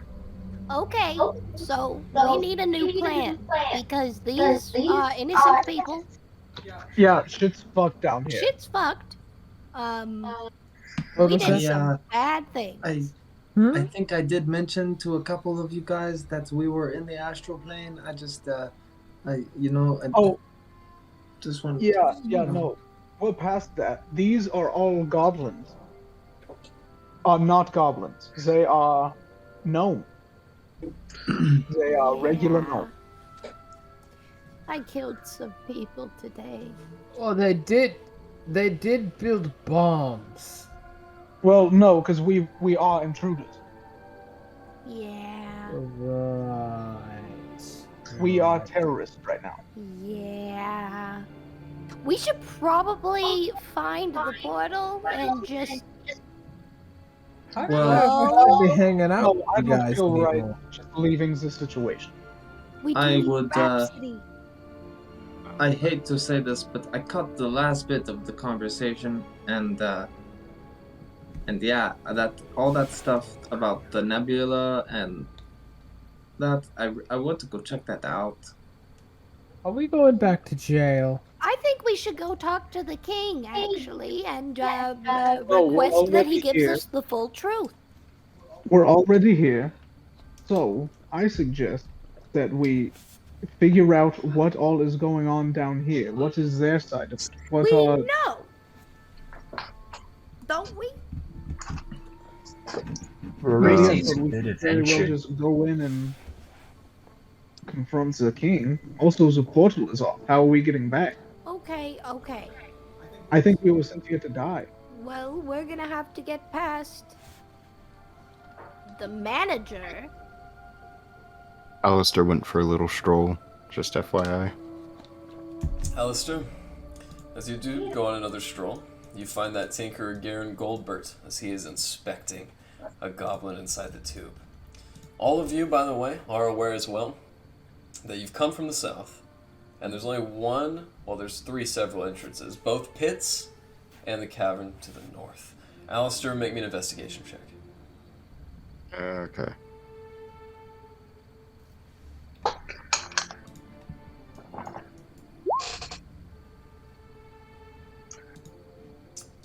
You don't know exactly what this apparatus is. However, you notice these bodies in this tube seem to be modulating, regenerating, and transforming almost on like the base level of their physical structure. The tinkerer there, Garen Goldbert, turns over. Oh, what do you want? I got a order from the king. I'm supposed to take a look around Oh. and take inventory. Keep it down. No, You're with the king? well, just between you and me, he's well aware of the union situation, and I'm here to check everything out, see what's going on, and he's a bit worried about some of the inventory. He's worried that the union's gonna take it to try and blackmail him or use as leverage. Oh, thank God. I've tried to get him in this conducive state as much as possible, but I only have 2 tanks. Look, if you could just go up there, break up their little guild or whatever it's called, I'll give you access to the tram or whatever else you want. Hey, my team's working on that. We're professional union busters, but I need to check inventory. The king is real concerned about a Mythalar. Yeah, have you checked on the Mythalar lately? No, that's the problem. Those bastards up in the headquarters control it. I gotta get there, like right now, and talk to them. The king's real worried that the union's making a move to take it. He thinks the union might even already have it. Yeah, they called themselves the Sparkbolt, whatever the heck. But listen, when you get to the Mythalar, just leave it and let our boys take care of it. If you touch that thing, especially with your bare hands, it's gonna give you an owie. Hey, I'm just serving the king, alright? Just serving the king. Aren't we all? Alright. Take care. I'm gonna rejoin the group. Alright, lads. I got a bit of an idea. Well, Alistair, thank you for joining us, but I don't know if you heard, but these regular gnomes who have been They're part of the experimented on. union. And Yeah. I just had a bit of a chat. There's a bit of a divide. Some of these lads are with the king, some are with the union. I want to get up to, upper management. They got something I'm interested in, and guess there's quite a growing of the union that's got people a little antsy around here. Well, if you're trying to get to upper management, I suggest, stay here for a year, maybe 2. Really work hard and really network while you're here. You'll probably get to upper management by I then. was thinking just shoot my way up the ladder. Oh, you just want to go up. Aye. Go up and bail. What? I don't know about you lot, but I'm rooting for this union. Yeah, I also am rooting for them, but we're gonna have to work out an excuse for what happened when we got here. They were traitors working for the king. A lie's not bad if it fuels the cause. Well, you know, I'm a pretty decent frontman. You can just not tell them we killed them. So We don't. yeah, I We mean, don't would have to bring say it up. that new manager is a fucking freak. Just went on slaughtering people. ooh, now that's pretty good, actually.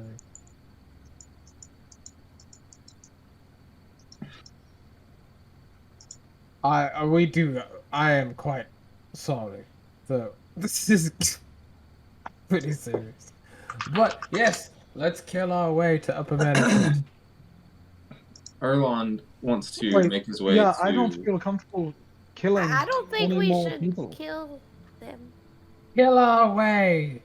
No, I'm good putting my killing foot management. I'm good killing the managers. Well, hold on. Erlon- I want to hear their side of this story. I want to hear why they're going on strike. Well, Erlon just wants to go to these freaking vats with nebulas, so that's what he's doing. All right. Yeah. Well, you these go back and managers seem stare to that be- nebula. You do see you go inside ahead. there tiny little quasars and minute nebulas. Go ahead and make me another perception or wisdom check if you'd like.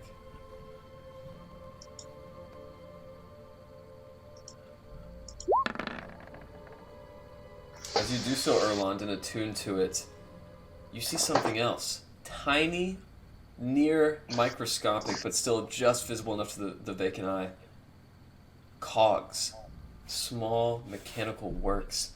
And to the north, that distant cavern, with your deep perception, you see more fluttering quasars and astronomical figures. Go ahead, Alistair. It sounds like to me these managers are the ones drugging these lads and turning them into goblins. So I don't think it's that bad killing them. Well, yes, the ones doing the fuck shit. I agree, but That's who we I'm can't trying to just get go to. around. I'm not killing Yes. every little bastard I see.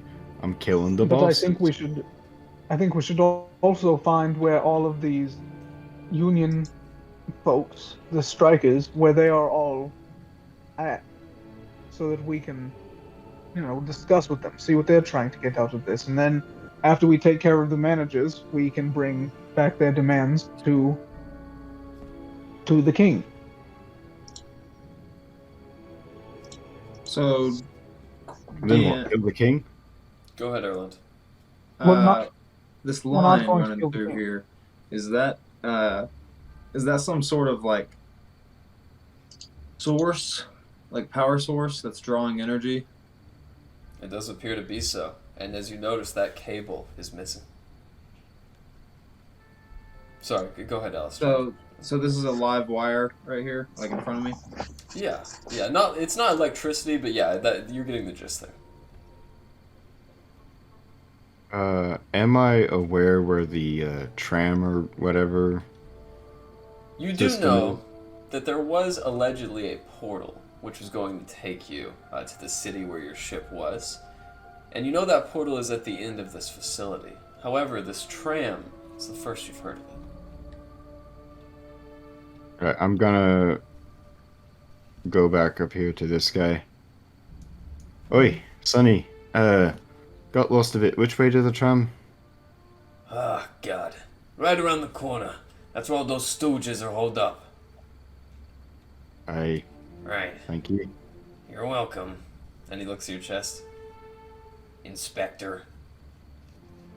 Aye, I'm passing your name on up to the king. Right. I think it's about time I talked with him. Ah, yeah. I mean, go right ahead. Talk to the king all you want. And as he kind of leers over his shoulder, he goes back to his work. Erlond is going to grab that wire in front of me and the one that I'm currently on top of, in either hand just to see what happens. One second. The wires on either side, you're gonna grab them with both your hands? Yep. Alright. So... Like Back to the Future? Wait. Are you trying to grab the wire below, or both wires next to you on the same floor? So, this. Mm-hmm. You're grabbing both. You're grabbing both. Okay.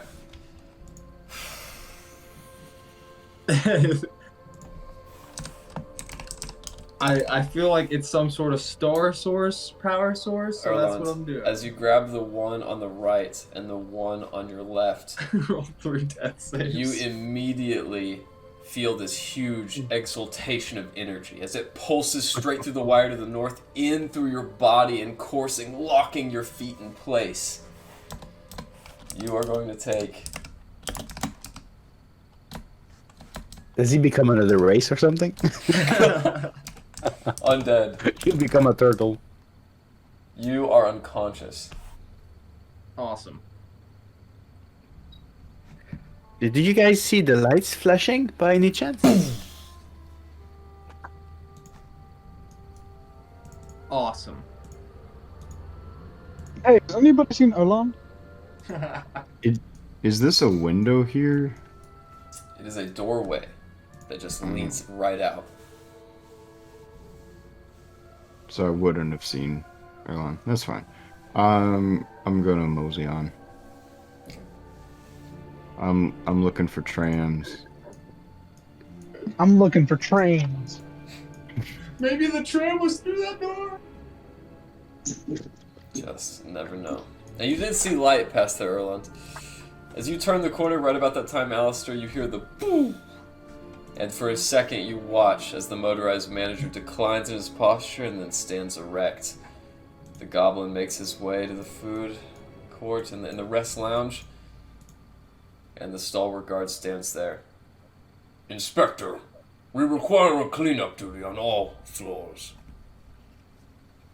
Alright, let me get my guys on that. I'm just gonna yell down the hall. Oi, lads, clean up down here. Double time. Yes, boss, I'd love to. So, are these the trams, or? I'm just gonna tell you guys, you gotta go up here. Gotta go up where? Go here. Up there? Yeah, That's go okay. Go that way. Okay. Alright. As you guys explore the entirety of the facility and walk over Erlon's unconscious, smoking body. I'll stop and give him your wounds. Oh my god! This is coming in for Erlon. Alright, It's 12 points. As you are resuscitated, not dead, but just unconscious, you don't lose any health points or gain any for that matter. You do wake back up. Oh man, what a jolt that was. Let me tell you guys. Do you think you would have actually died if we didn't do anything? You know, maybe. I was hoping to gain a little bit more star power, you know, little by little. But that was a little too much. Right, maybe put your tongue on it the next time. Well, you see, maybe, yeah. Orlas, as you send Orly to explore the bottom of the chasm, Orly flies out. And as you look around, stars, nebulas, massive floating islands of distal cogs, and you can look up and you realize that you are in one of those very islands in the abyssal plane. Not the abyssal plane, the astral plane. As you look around, Orly begins to suffocate. We'll make him pop, and he's gonna come back in his own plane, and then towards me in our plane. All right. Safe. As you guys move to this section of cavern, you feel that cold aura emanating as you grow colder and colder. The distance between steps increasing until you are at a near 0G walk. As you guys continue up north, that destroyed asteroid that you were walking in becomes a steady cobblestone and then stone tile path. Looking up ahead, the light of a near laboratory, 2 massive automatons on either side, and a stage, upon which is a planet with a diagram of orbiting celestial bodies. So you guys are looking at this lavish laboratory before you. Everybody, roll me a perception check.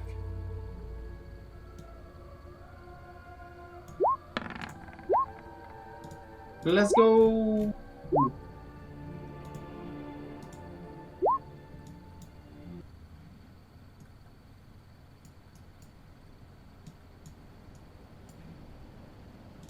This is some Green Lantern shit right here.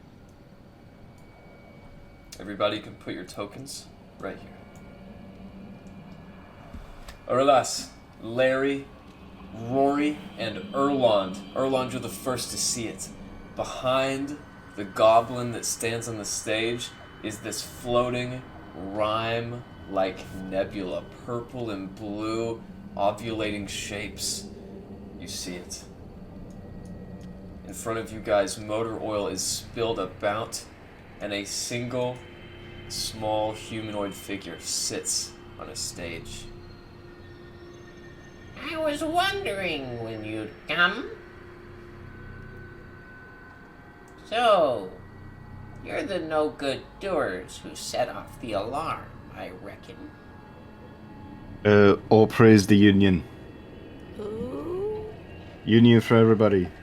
Union for the good of the gnomes. Union. Union. Yelling out. Union. Union. Wow, I'm actually pleasantly surprised, thanks. Who are you guys? Well, complicated story. So the king sort of wanted us to come kill you lot, but we found out there's this whole union thing going on and they're doing terrible stuff to you. So we're like, nah, fuck the king. Go union. Alright, you can come out, boys. You don't need to surprise them. I'm gonna walk watch as up to these the top of the stairs. 3 goblins kind of poke their heads out, grimy overalls. Some have like torn clothes and shirts, and they look out at you. Well, pleasure to make your acquaintance. As he steps down from the stairs, you guys see this very small humanoid is covered in stitches and these leather marks. Erlond and Gasper, you notice that behind the thin layer of flesh on the outside is pale white skin beneath. It's been tough, but honestly, I'm really relieved. I mean, we had this whole plan about how to kill you and what we were going to do when you showed up. Gosh, I'm glad the cooler heads have prevailed.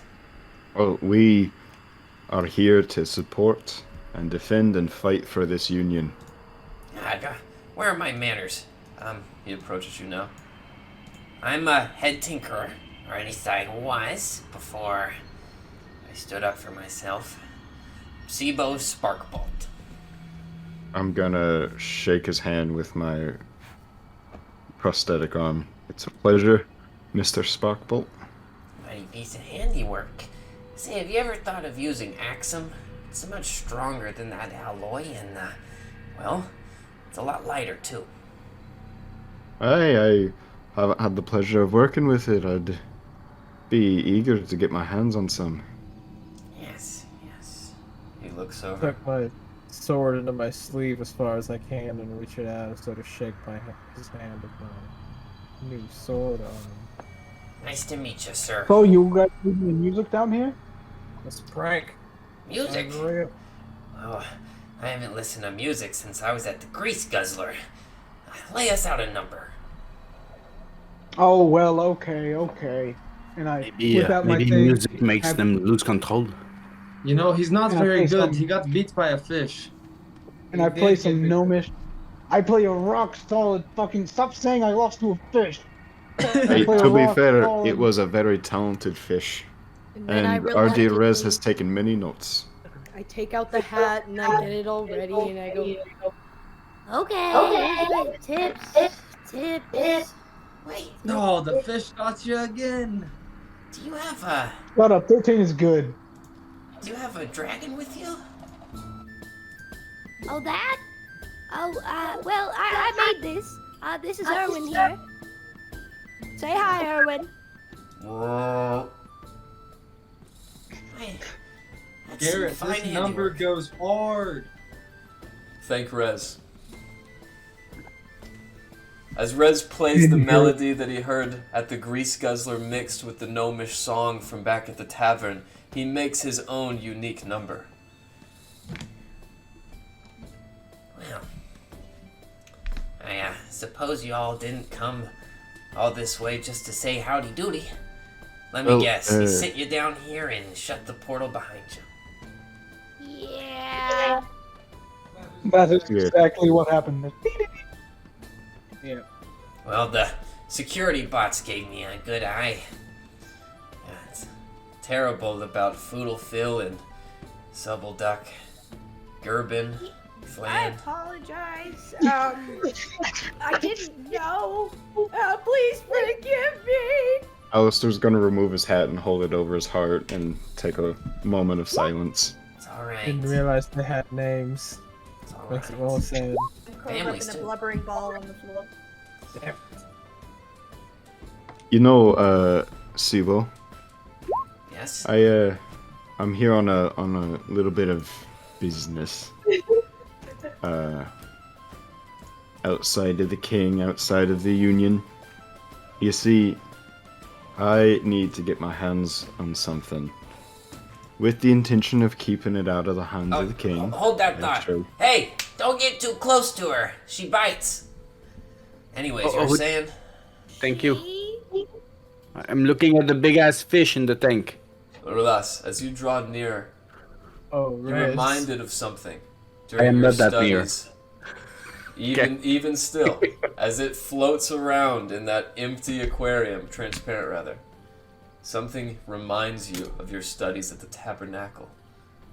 This is an ancient aboleth.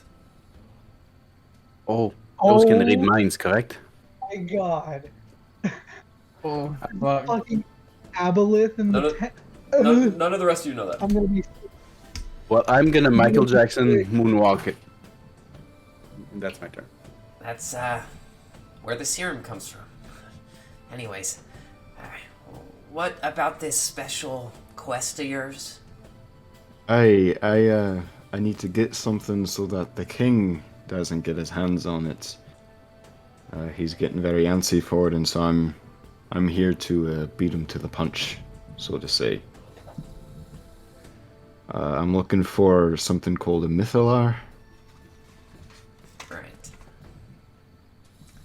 Well, that's where we have to come to a bit of a head. The Mythalar is what powers our engines, our titans, and the rest of the facility you see here. I could get in the Helix and take it out for you, but it'd be dangerous and it'd leave us vulnerable. I do have a suggestion on that, actually. If this Mythalar were to, per se, go missing, the king would only have you all to rely on, and with you all going on strike, You could use would it have as no leverage. income. Leverage. Blackmail. Say that like this. without the Mythalar, you will not work. Nothing can be done by any of your servants. You must rely on us. And we are going on strike until you meet our demands. And take the time now to arm yourselves so that, you can put a fight if they decide to test you. I like this idea. Alright, I'm gonna do it. But seriously, don't touch it. Just, attune with it. Would this Aye, hand be alright? Absolutely not. Hold up. No? No, Alright. yeah, I actually Absolutely wrote down. not. No. Yeah, Would, I wrote uh, in my What notebook. about old Starry Boy? Can I touch how it? should I take it? That's Darwin actually a great touch it? question. Maybe. You there. He points at Euron. let me show you something. As he takes you over to the massive telescope, some 20 feet in length, a huge bronze cylinder. So, do you have a thing with astronomy? You could say so. I see the stars on your body. I've never seen such magic. That is magic, isn't it? It's, something like that. Take a gander.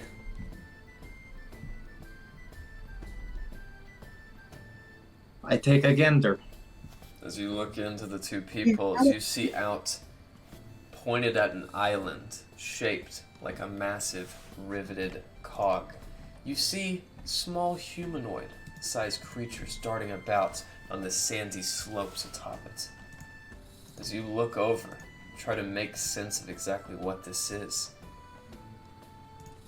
You're looking at the Wonderbright.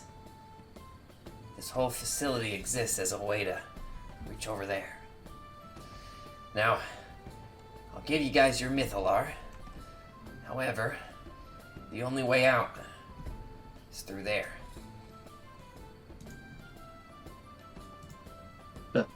Through the telescope? Not quite, my friend. You are a bright one. No, my tall associate. This portal will take you there.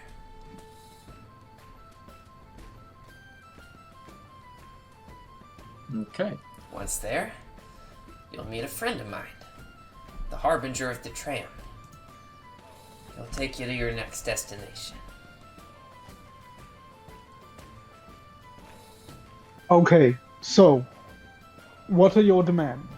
We need to know what to bring back to the king. Tell him this is what your workers demand. This is the situation. The Mythala is gone. Or let's just say it's broken. It stopped working. Someone dropped it when they were moving it. We demand access to quality food and housing. Oh, That's that's so basic. minimal. You don't even have that? We're fucked up. Okay. In 2 weeks, I, as the head gadgeteer here and tinkerer, earn about as much copper for 2 nights at the tavern. Hey, you should be getting paid quite a bit more than that. Yeah, and while you're at it, can they give us like, I don't know, a pension? Overtime pay. And the third one at the bottom. Pension, overtime. Oh, we'll sprinkle some extras on there, don't worry. I want You guys have What about retirement? In Avaloft, retirement is a huge thing. What about dental? Oh, dental. Get dental on that. Vacation. One of How the about some goblin vacation? workers kind of rubs his nose. I'd love a shot on that big fancy airship they got, though. But no dental. Dental, no. Basic Gnomish right. We eat Put candy. that on there. Yeah, that's good food in the break room. That's what that is. Oh, yeah. Here, It's already on there. take this gold piece and feed your workers for at least a little bit while we're trying to get these demands met. He reaches out to your where's he hand gonna spend that? and folds your talent hand over the coin. Your generosity is far beyond your years, madam. But we cannot return to this city just yet. We will do everything we can to help you. Okay, so basic employment rights is what you want. Yeah. Okay. Alright, simple enough. I'm gonna hold open my bag of holding. Let's say we pop that bad boy in here and we'll be on our way and you'll have your rights. All right. Stand back. It's gonna be bright. He walks over to where Erlond is perched now. I might need some extra hands here. I'll come help him. All right. Yeah, I'm in. I'm just holding the bag open. Mr. Star Elf, twist the planetoidal body towards you. My human associate here, I want you to take that moon and rotate it counterclockwise. And once those two bodies get aligned, I'll push the big one to the top. You ready? Ready? 3, 2, 1, go! Pushing. As he Pushing. rotates the top one, getting on his tippy toes, you watch as the 3 planetoids align, and the massive sphere in the center flops open. As it does so, you guys are almost blinded. Larry, you are, and don't recover your eyesight for some time. And in the center, you see 5 feet in diameter, what looks like a floating atom. Electrons zapping over the side. Get the bag! Holding the bag open, squint my eyes. As he holds it aloft, you guys watch as he starts to wear his head, losing It's gonna glow. concentration. Is anybody else capable of attuning? I'm starting to lose her! I got it. I'll start attuning. Yeah, I've got a slot. I got two, I think. I've got an attunement slot. Alright, I need Alistair and Glenn to make me Constitution saving throws. Absolutely. The music is really tense now. Dun dun dun dun dun. It's the. It really is. I'm gonna add my +4 to this. Dun dun dun dun. Oh shit! Just Hold got on, sorry. flashbang. My roll didn't get it. As Alistair and Glenn, your combined weight, as you force this contagious mythal art deeper and deeper, it reduces in size until it fits in the bag. And as it does so, Alistair, you close the bag. Like a whipping snake, you watch as the body inside the bag of holding whips in several directions, and then finally rests. Smoke exudes out, and the weary gnome takes his backhand against his head. Alright. Whew. Hope you didn't have anything in there important. Only half of your shit is gone now. All the body parts are eviscerated. Alright. Well, next up, the Wonderbright tram. Yes. Send us over there. We shall unite with the king, give him your demands for, basic living rights. Alright. And we will be back. And then, we'll need to get on the tram again because, this is a whole, sidestep to what we need to be doing, but we're glad to, help the common man. Sorry to be an inconvenience. No, I didn't mean it like that. You guys are great people. You're hard workers, and we're going to fight And for we you. feel bad for, That was all you, No, Larry. That was it wasn't all just you. me. At least, It was 100. I saw it. It was all you. well, at least Landon made it by. He doesn't even look like a goblin. Alright? Oh, was that the guy who won? Oh, I'm sorry. That just clicked. Listen, Mr. Gramblesnap, can you, let them on to the teleporter, please?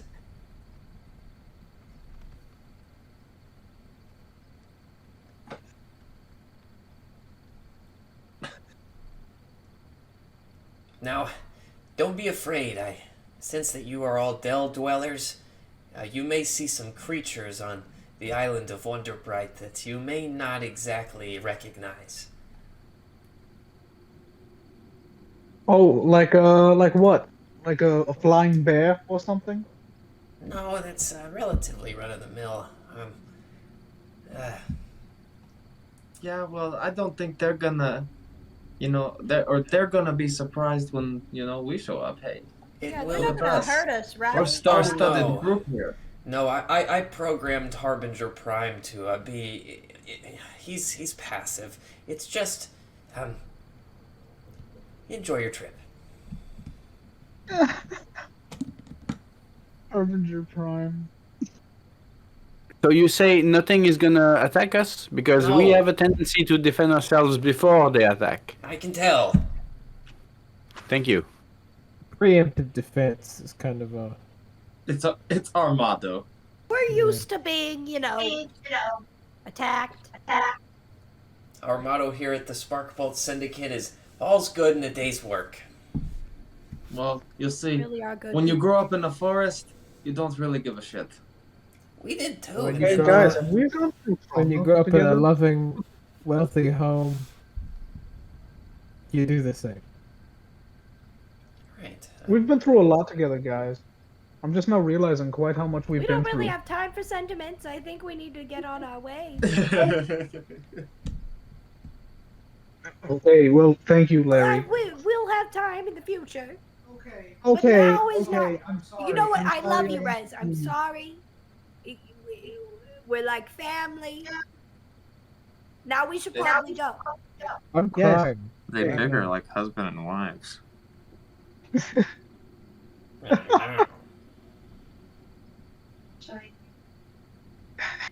Farewell, tall friends. As the first of you steps into the blue portal, those of you around watch in horror as whoever it is atomized, their body almost broken down at the molecular level as it disappears feet first and into the head. Who would like to go first? Oh my god. Erland, as you do so, Great idea. you suddenly find yourself free-falling, Erland, through open space. As you look down, that massive cog-like island is rushing towards you. But you're not falling at a free fall, almost like you're floating. Who's next? Okay. Go. As I'll go Glenn Oh, and, Glenn, we as still Glenn don't and know if it's Alistair go at the same time, they are combined into a new creature, Glenn Alistair. Glenn Alistair shoots I don't think himself. he's joking. Are you I don't think joking? he's joking. I am not. Aster has sword arms. With Erwin. Rory wants to try. As Glenn No. Alistair joins you, Erland, who is the second? They're third. Rory wants to try. Rory, as you jump in, boom, there's now a floating Goliath next to the other two. Okay, here comes Erwin and I. Here we go. And finally, Rez and Aralas, you're alone, staring at each other. I feel like it's best to go each in our own time, you know? Yeah, So- is it just you, or did it look like Glenn and Alistair became like one thing right at the end? I'm really hoping Yes. that I become one with my automaton. And yeah, During- it was not to their advantage, I would say. Like thick small legs, broad face, but very stretched. Nope, not good This looking. Yeah, scene, no, I just picture uh, Spider-Man into the Spider-Verse when he's like free falling through the black space. That's I'm imagining similar. like in the Matrix when they're like when the buildings are being rendered right beneath them and it's just Oh yeah. So Rez, count to 3, and then you go. Then I go. okay. Ooh, there he goes. And now I'm alone. So what, you just like jump in this thing and it's Yeah, I should have talked about the atomization process. You don't have like a pet ant on you, or like a fly or anything Oh. of that nature? no, I don't, no. Okay, that's good. Your instruments should be fine. As you can tell, the automaton unfortunately did not make it. But we'll keep it and any other belongings that don't travel with you in good hands. What? Huh? Is What? Huh? is What? this safe? Has this been tested before? Oh yes, this was constructed by all the gadgeteers. Oryn, Flandel, myself, and Garen. I just feel like we should have asked these questions, before any of us just, willy-nilly jumped in. We're simultaneously the most trusting and distrusting well- group running around this fucking By all continent. means, stay here. We enjoy your tunes. Oh, yeah. You see, the thing is, I've got shit needs be done. Come on. Yeah, okay,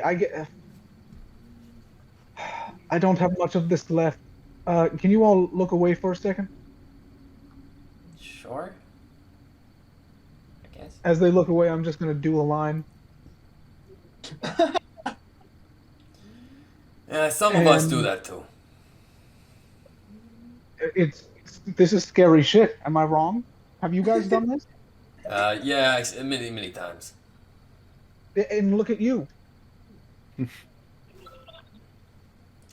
Just haven't had a good meal. I mean, the thing doesn't bathe you. No, I get it. I'm sorry. As you step in, the 6 of you begin floating down. I'm Bryn really Alistair, concerned about along with you. As you guys begin floating downward now, at a very slow speed, I need everyone to roll me a dexterity saving throw. Oh Glenn my Alistair, God. you guys have to roll it together. That's right. You should be the dungeon my master, God. Remy. Oh, let's fucking go. Are you kidding me? Don't worry, Alistair. I got this for both of us. Come on, baby. I almost said you and I should go in together. And then Glenn Alistair happened. So, did I hear correctly when you said that Erwin didn't make it with us? As you look around, Larry, it's just your flesh and body friends. Dang it! I wanted to be Super Larry. Dang it! Super Larry. As you guys No, I begin... lost my thought. As you guys, this is amazing. As you guys begin floating, Larry, in your rage, along with Rez, who's a little thrown off, you guys land on your butts. Glenn Alistair comes to a perfect point landing, and the rest of you do too.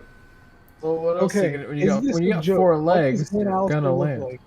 Glenn Alistair looks like a do we combination of see? Glenn and Alistair. I thought that was obvious. Well, yes, but like, how? Are their faces on top of each other? Is it No, two no, heads? they are morphed together. The height is between Glenn and Alistair. The skin is a pale white, and Alistair's goatee is a dusty strawberry blonde that's braided with 3 points. Like Alright, Alistair. This is amazing. Alistair, we're fighting for mental supremacy right now. Roll something. Oh god. We're- They're having mind battles I right hate to now. say, you're both just the same creature, and you are both okay with it. Well, I just rolled a 19th intelligence save, so what are you gonna do, Alistair? It means nothing.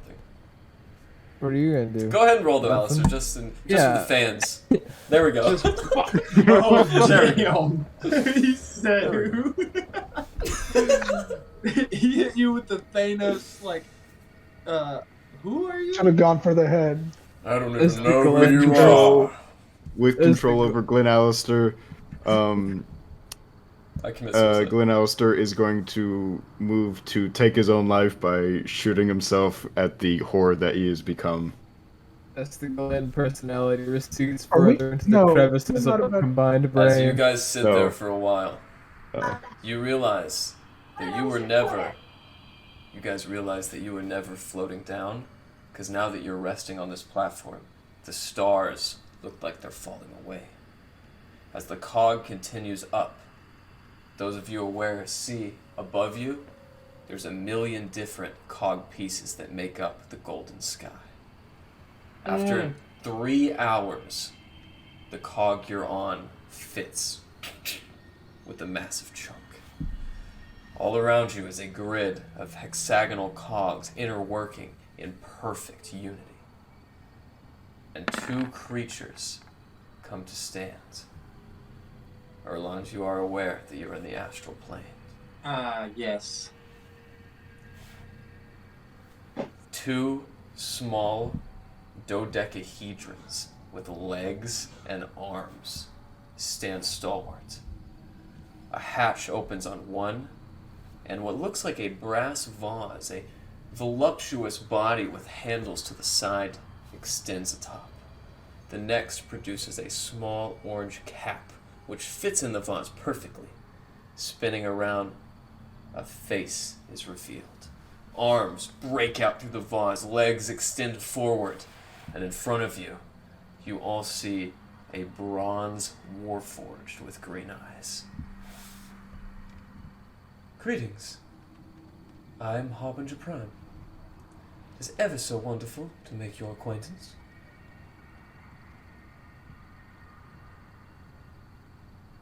staring at you all blankly.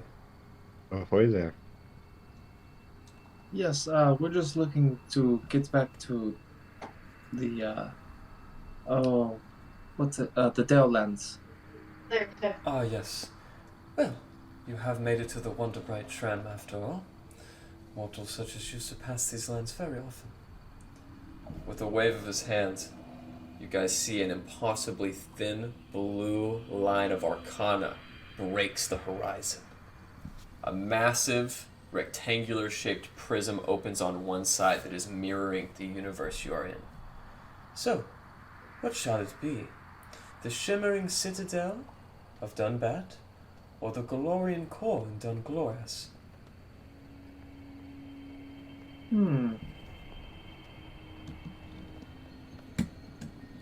Where you guys want to go? I don't care. We really should go back to Coppertop. But Don Gloras has... Oh, shit. No, this isn't an easy decision, Harbinger Prime. I can sense there is mixed emotion amongst you. Unfortunately, the only way to go to Coppertop is to return from whence you have came. Right, I think we should get the ship and then go to Coppertop by the ship. Yeah, that sounds good. To Don Gloras. To Dungloras, please. Your wish is my command. After 10 minutes, from the eastern portal... What was that? Larry. What was that? Larry! That's Alex Payne. She stalls you about No. What a perfect actor. From the east rectangle, 8 lifts come off. 1 for ostensibly each of you, minus the anticipated recipients. As they clink forward like connecting balls, they each establish a point on that blue thin line. The Harbinger looks about you all for but a moment. I sense much trouble in your mind. Tell me. And it looks at you, Glen Alistair. Yeah. Yeah, right. There was 2 of us, and now we're this. I wasn't talking to you. Right, fine. And then a second mouth appears on the neck of Alistair. Was it me you were speaking to? Do not worry. This is a very common occurrence. The portal gate will undo any remedy or side effect. Oh, that's a great news because I lost the mental battle. As you guys sit there, this Harbinger Prime is ostensibly just talking to itself while looking at Glen Alistair. All aboard. Whatever. Alistair, I need you to get on the elevator or whatever the Oh, fuck. Alistair's getting on. Alistair doesn't need to be told what to do. Alistair's getting on. As you walk up on the tram, the 2 Modrone creatures escape to the right, and the Warforged hovers over to the tram. As it moves like the Jetsons. Please, keep your feet secured to the platform at all times. And make sure your arms don't break the threshold. Recovering mortals from this space is very difficult. As it looks to you, Rory, do you understand?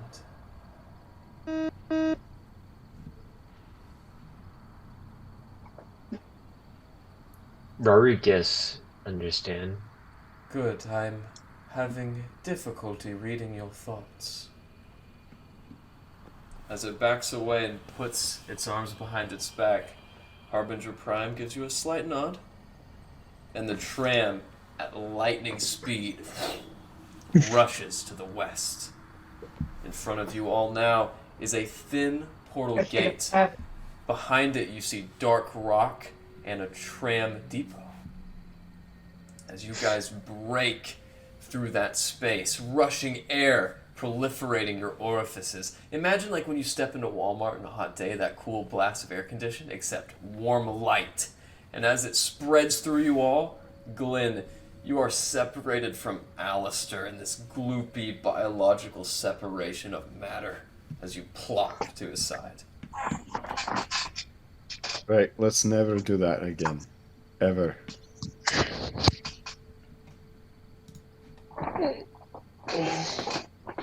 In this new Larry, space. Doing. Go ahead. Oryn. It's not there.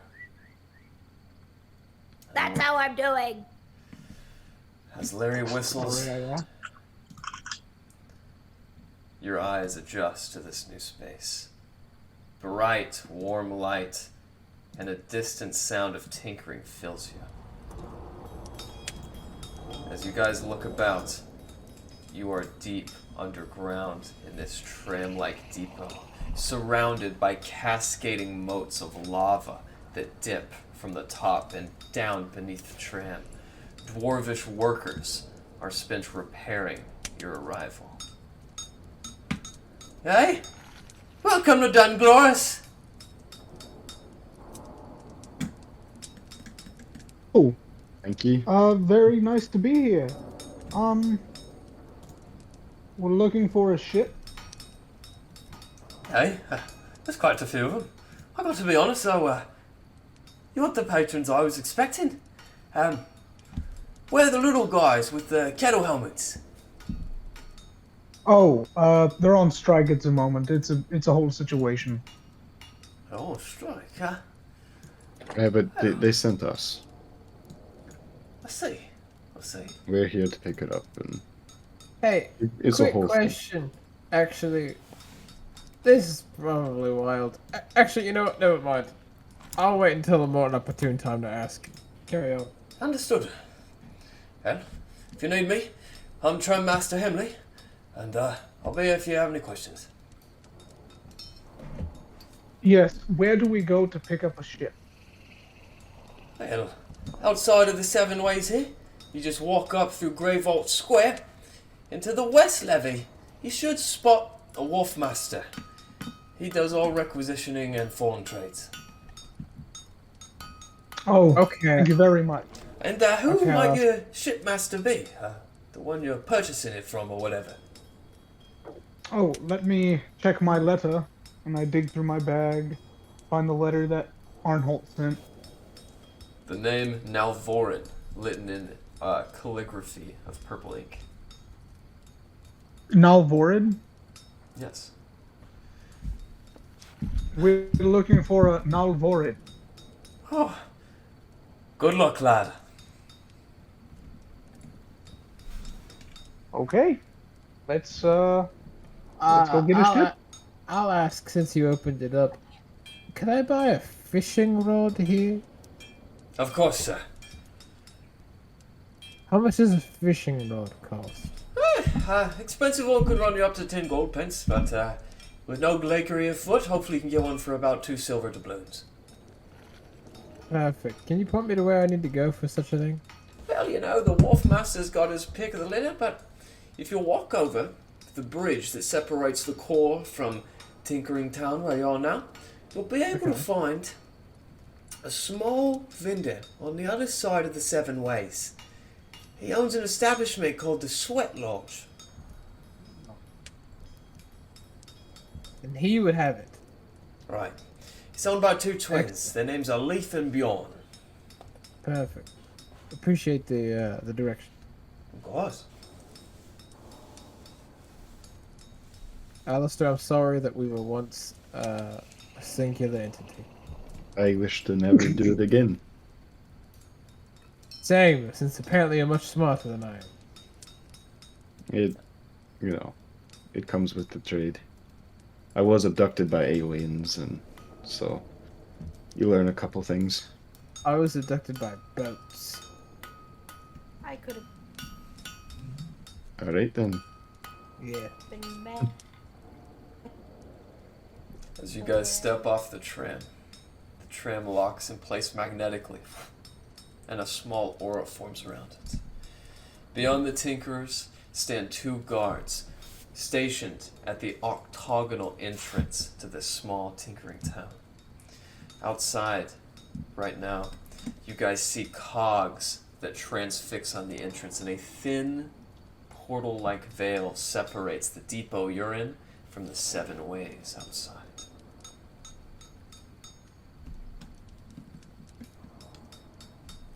We'll get a ship. Yeah, and we're gonna march off. If possible, I would like to make the walk over to where I was directed to buy a fishing rod, and purchase one if possible. It's through that same shimmering gate.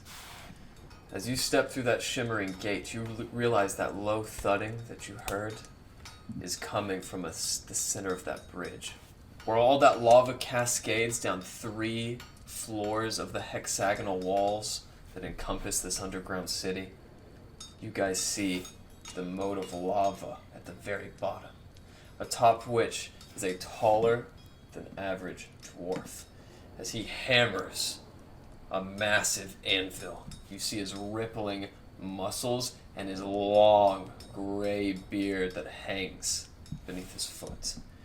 Looks like to get to the other side, you'll have to cross him. I handle this? Do you think dwarf solidarity? How about you take the lead and I'll follow up right behind you. As you guys march Hello? your way to- Fellow dwarf compatriot. Me and my friends here, just need to get past you just briefly, if such a thing would be possible. As he looks up at you, you see on his chest is a tattoo of a massive steering helm that you would find on a ship. As his gray eyes bat back and forth, that is where we will leave off. Until next week. Ooh. Big old dwarf boy, are you kidding me? How exciting. I can't believe I'm separate. I can't believe that me and Alistair were a fusion.